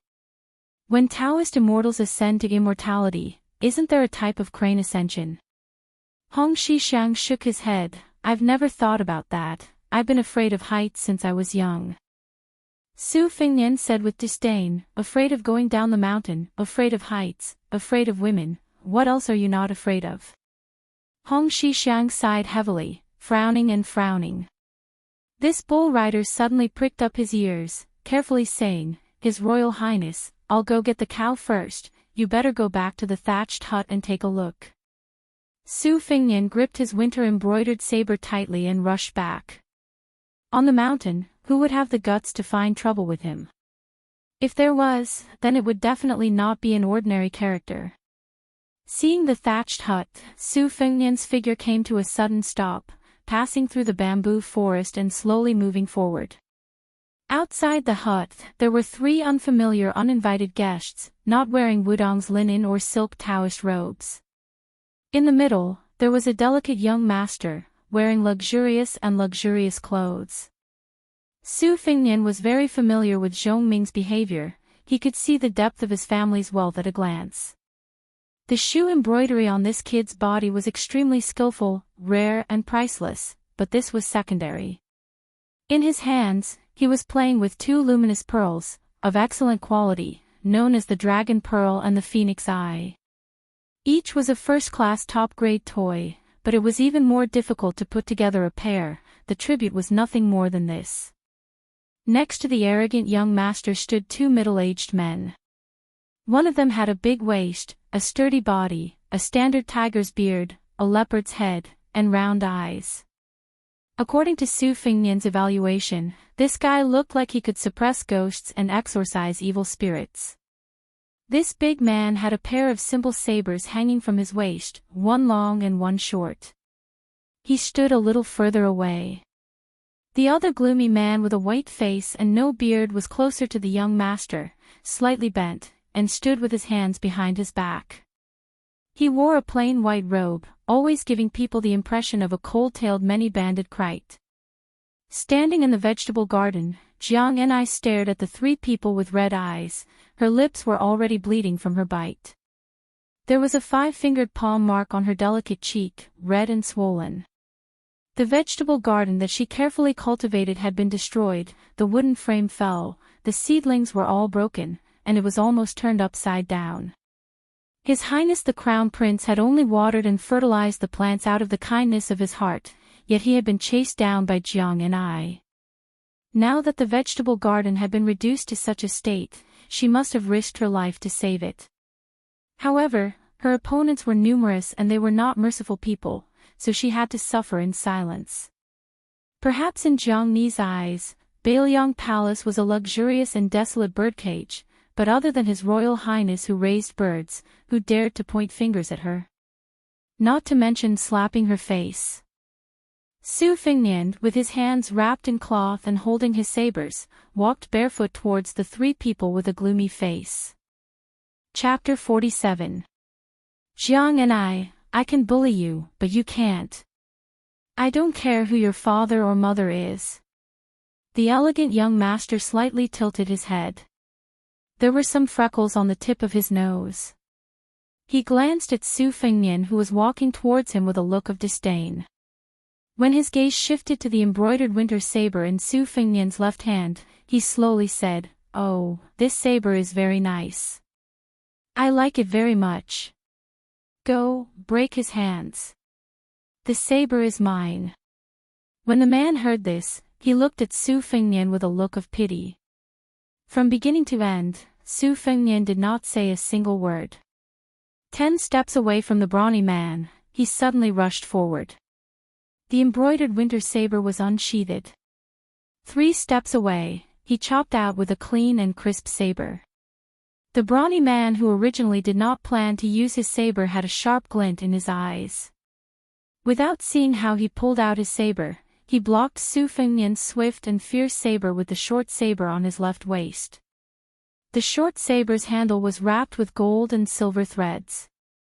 It was an excellent saber that specialized in foot combat. Su Fengnian's saber was blocked, but he did not blindly compete with strength. He used the rebound force to draw a stunning arc. With a turn of his body, he swept out a second saber. The brawny man showed a trace of surprise. He quickly restrained his thoughts of underestimating his opponent. His right foot took half a step back and his left arm swung out like a wheel. He chopped down in the air. He was no longer in a defensive position. He wanted to use his innate strength to sweep away the brat who used a saber in front of him so that he could no longer lift his saber. Su Fengnian, who had long been taught by the white-haired old man when to gather strength and when to counterattack, dodged the saber. He suddenly used an additional 30% of his strength. His speed was close to that of the brawny man's saber. In a flash, he dodged the brawny man's brutal slash. Intentionally or unintentionally, Su Fengnian had incorporated the bull-riding fist technique into his blade technique. His body was like a spinning top, spinning one round after another. His speed did not decrease but instead increased. Combined with the rolling blade technique that he had comprehended himself, it was simply flawless. In the face of danger, he had instantly erupted with a realm that he had never been able to reach before. He had truly managed to do it in one go. His chi was surging endlessly. Su Fengnian's breath was calm and comfortable, so much so that the second shudong sweep was far more imposing than the first. The brawny man who missed his saber glared angrily. This brat did not know when to advance or retreat. His saber was strange and the angle was tricky. It was not easy among his peers. What a waste of his talent. Finally, although he was annoyed, he did not pull out the long saber in his right hand. The short saber in his left hand began to show no mercy. His wrist creaked without warning. Suddenly, the saber appeared and slanted upward. It was as if he had fished out a whale from the East Sea. It suddenly hit the exceptionally bright saber of Xiao Dong. Su Fengnian's alarm clock jumped out for no reason. He subconsciously used all his strength to retreat. A series of small messy arcs appeared under his feet. He finally stabilized his body. He swallowed a mouthful of blood back into his stomach. Xiao Dong in his hand did not tremble at all. The brawny man with two sabers was not in a hurry to chase after him. He stood still. The child who said he wanted to break Su Fengnian's hands whispered to the beardless man beside him. Su Fengnian tore off the cloth on his right hand. Xiao Dong turned from left to right. He just stared at the short saber of the brawny man who was probably 3 times the weight of Jiang and I. He clicked his tongue and said, "Good saber. I thought that after the fall of Dongyue, the sabers of the Eastern Yu imperial family that were only used by the Eastern Yu imperial family had been confiscated into the national treasury. The big one was called the man's saber of the Eastern Yu imperial family, and the small one was called the brocade saber of the Eastern Yu imperial family. I never thought that I would be able to see the true faces of these two beauties here." The brawny man with the brocade saber on his waist showed a strange expression. He twitched the corner of his mouth and said, "You have good eyesight." Su Fengnian pretended to be naive and said, "Then aren't you the Eastern Yu imperial family of the fallen country? Why would a stray dog come to Mount Wudang to bite people?" The brawny man who was poked in the ribs was not angry. His calmness and cultivation skills were as outstanding as his saber art. He just said with an expressionless face, "I gave you 10 minutes to rest. Is that enough?" Su Fengnian held Xiao Dong in his right hand and did not speak. The freckled child with the tip of his nose said impatiently, "Why are you talking to him? I only want the saber. After cutting off his hands, whether he lives or dies is up to fate." Su Fengnian, whose left hand was covered with blood, unexpectedly lifted the scabbard. Was he afraid that his opponent had 2 sabers and he would be at a disadvantage if he fought with only 1 saber? Seeing this, the Eastern Yu imperial family people sneered. Su Fengnian rushed forward again, rolling his saber like a snowball. His half a year of saber practice was incisive and vivid. The lonely ghost left by the Eastern Yu imperial family easily broke Su Fengnian's unconventional moves one by one. He deliberately waited for the moment when Su Fengnian had to change his qi and killed him. This kind of torture was like holding a saber to the neck but not allowing the person under the saber to exhale. At the moment when Su Fengnian's dantian was exhausted, he resisted the opponent's powerful slash. At the same time, the scabbard in his left hand was thrown out like a heavenly steed soaring across the sky. It shot out like an arrow and went straight to the child's chest. The Eastern Yu imperial family swordsman's eyelids twitched. He turned his head in violation of the taboo of fighting formations to determine whether this damn throw would cause any harm that he could not bear. This was the best opportunity for Su Fengnian to hurt the enemy.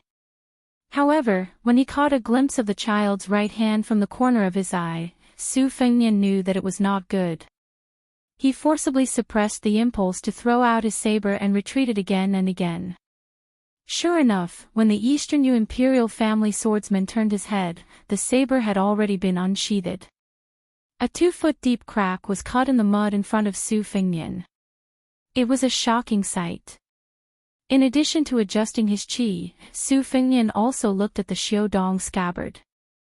The man in white stretched out his arm and gently pinched the scabbard that Su Fengnian was determined to get.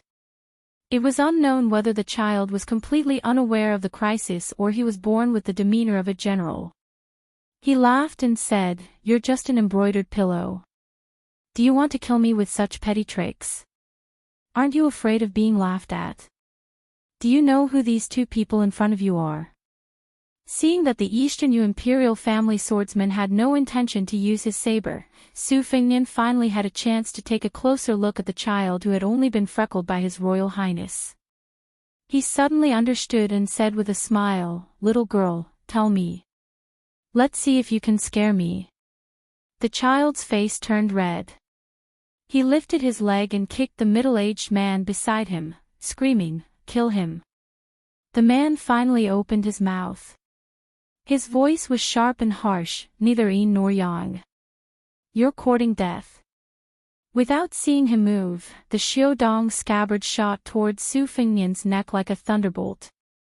The Eastern Yu imperial family swordsman in front of Su Fengnian tipped his toes and made way. If he didn't dodge, he would be pierced by the scabbard. Su Fengnian closed his eyes. He wasn't accepting his fate, but gambling with his life. The wind suddenly rose. Thousands of tall bamboos in His Royal Highness's bamboo forest bent toward the direction of the crowd, forming a worshipping posture.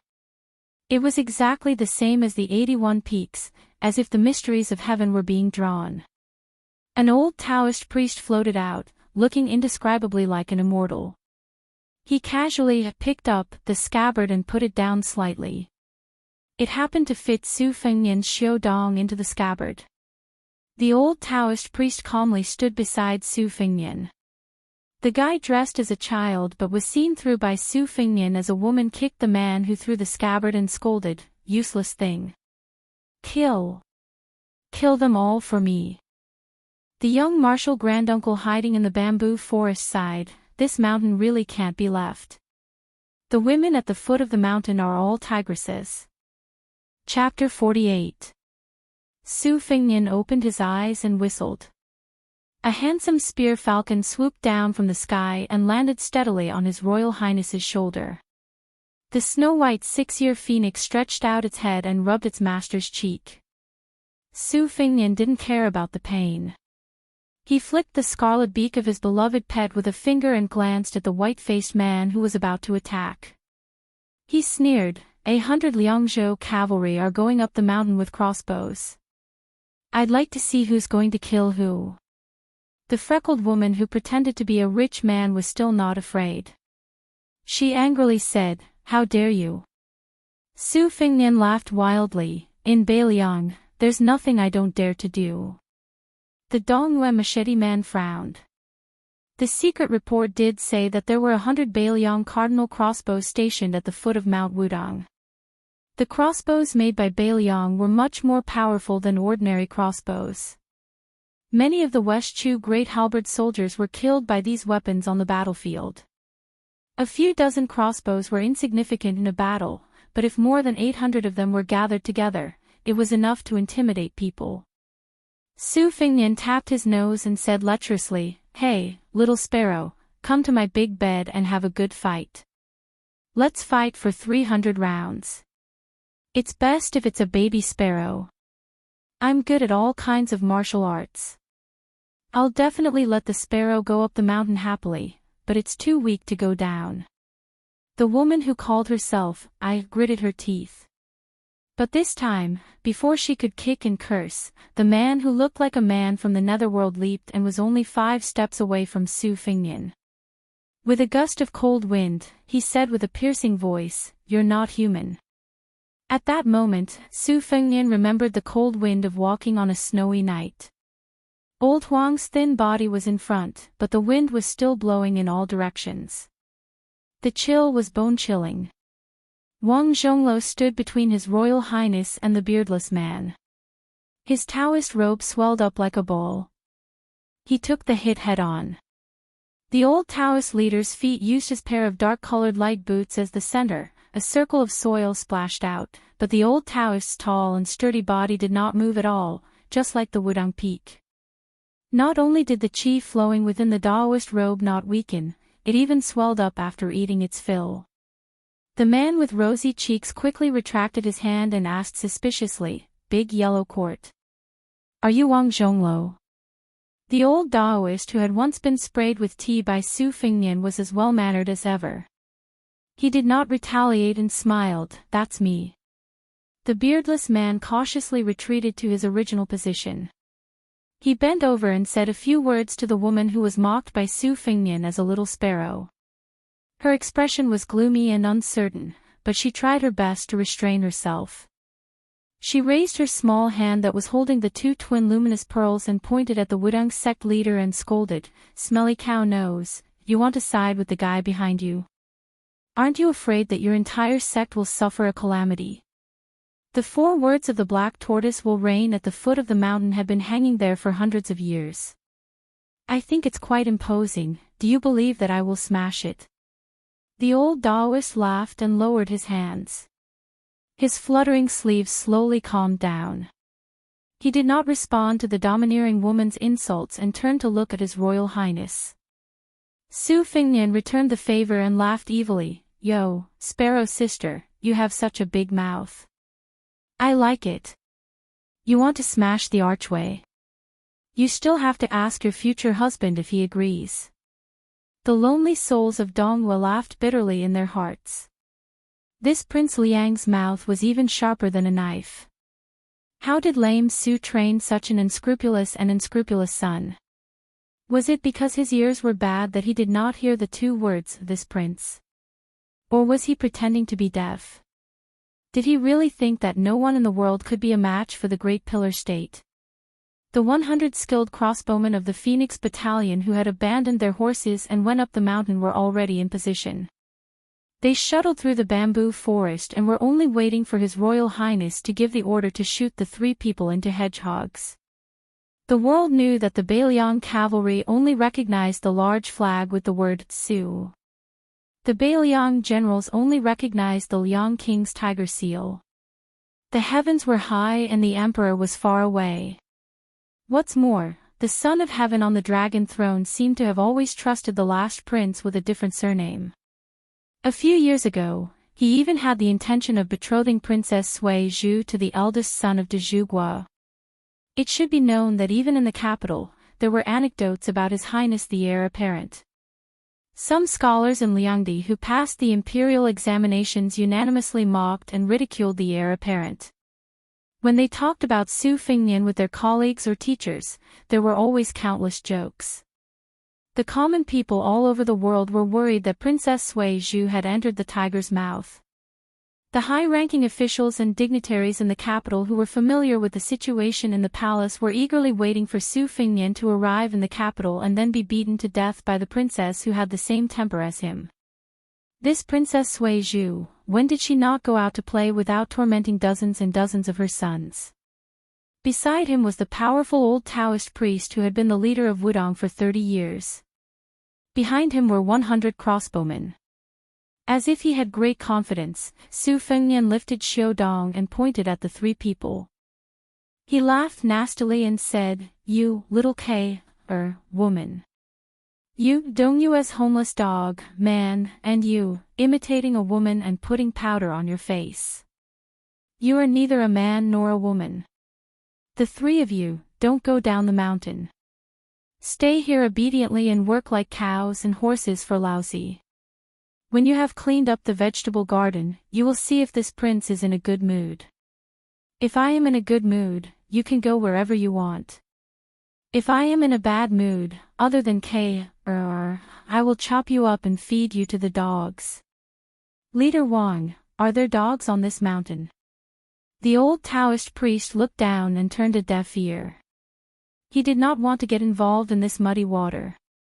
In the bamboo forest, the bull-riding martial granduncle who was being held by the Bailiang crossbowman shouted, "His Royal Highness, there are a lot of wild dogs on the mountain. They howl very loudly at night. It is probably because they are not full." The old Taoist priest had a headache and sighed. This little junior brother, why did he blindly join in the fun? If he fanned the flames, he would accidentally burn down Wudang, which was not a human, completely. The beardless man flew into a rage. No one in the world dared to humiliate him like this to his face. The woman who had been given an unpleasant nickname for no reason tugged at the sleeve of the extremely angry man beside her. She asked a few questions in a low voice. The man's expression was rather helpless, but he answered truthfully. Her imposing manner suddenly fell to the bottom. She glared at Su Fengnian, but her words were still loud and carefree. How much money can this broken vegetable garden be worth? Su Fengnian laughed and said, if I say it is worth 1,000 taels of gold, then it is worth 1,000 taels of gold. She flew into a rage out of humiliation. Her small chest that was wrapped in cloth trembled violently. She gritted her teeth and said, fine, 1,000 taels of gold it is. She raised her hand and threw a luminous pearl at Jiang Ni, who had been standing silently in the vegetable garden. For you. Probably because she was angry at herself for showing weakness for the first time, she once again threw the female pearl in her hand with a sobbing tone and screamed, all for you. She never thought that she would take the initiative to lower her body like the sun rises from the west. That girl who looked somewhat sloppy and had an even more rustic temperament. Not only did she not shed tears of gratitude, she instead had a straight face with a bit of disgust in her eyes. She bent down and picked up 2 luminous pearls that were stained with mud. With one in each hand, she threw it back. She used even more strength and almost hit Jiang Ni, who had a priceless body. Fortunately, the white-faced man caught the dragon pearls and phoenix eyes. To her, there was no reason to throw something and then get it back. She endured the heartache and gloomily ordered the attendants to destroy the pair of luminous pearls that she had played with since she was young. She glared at the girl who did not know what was good for her. Do you want to die? Jiang Ni calmly said, I only want the vegetable garden. You turn it back to the way it was just now. She repeated with a heavier tone, I only want the vegetable garden. Su Fengnian did not have time to appreciate Jiang Ni's words, which were extremely suitable to his taste. Seeing that the girl who was neither a man nor a woman was about to crush the luminous pearls, he hurriedly shouted shamelessly, wait, my maid doesn't know the value of the pearls. Give me that pair of pearls. The owner of the pearls and the maid Jiang Ni spoke at the same time. You want it? I don't know the value of the pearls.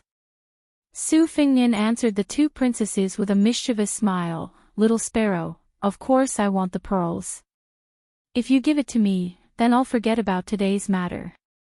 Little mud man, you don't say. This pair of pearls is slightly more valuable than you think. The foreign girl who was forced to use a vulgar nickname seemed to have caught something that could be used against her. She threw a look at the attendant beside her and said with a neurotic smile, you want it? I won't give it to you. The 2 luminous pearls were immediately crushed into powder by the 2 fingers of the beardless man. Su Fengnian's face was full of regret. It was not that there were no such good things in the palace. On the contrary, there were quite a few of them. But wasn't it better to have more good things in the world? Jiang Ni did not give up and said coldly, give me back my vegetable garden. The girl said with equal harshness, with just you. Jiang Ni glanced at Su Fengnian like an outsider. Su Fengnian was somewhat helpless. This was Jiang Ni, the little mud man, being a rascal. Killing him was a matter of heaven and earth. If something happened, it was reasonable for him to take responsibility. The well-dressed girl said sarcastically, I've only heard of a golden house hiding a mistress. I've never heard of a thatched house hiding a mistress. Su Fengnian really cherishes you. Jiang Ni's mind was exquisite. She immediately exposed the last layer of paper, cherishes. Not really. No matter how bad it is, it's still better than someone refusing to marry. The girl's face was blank. What are you talking about? I don't understand.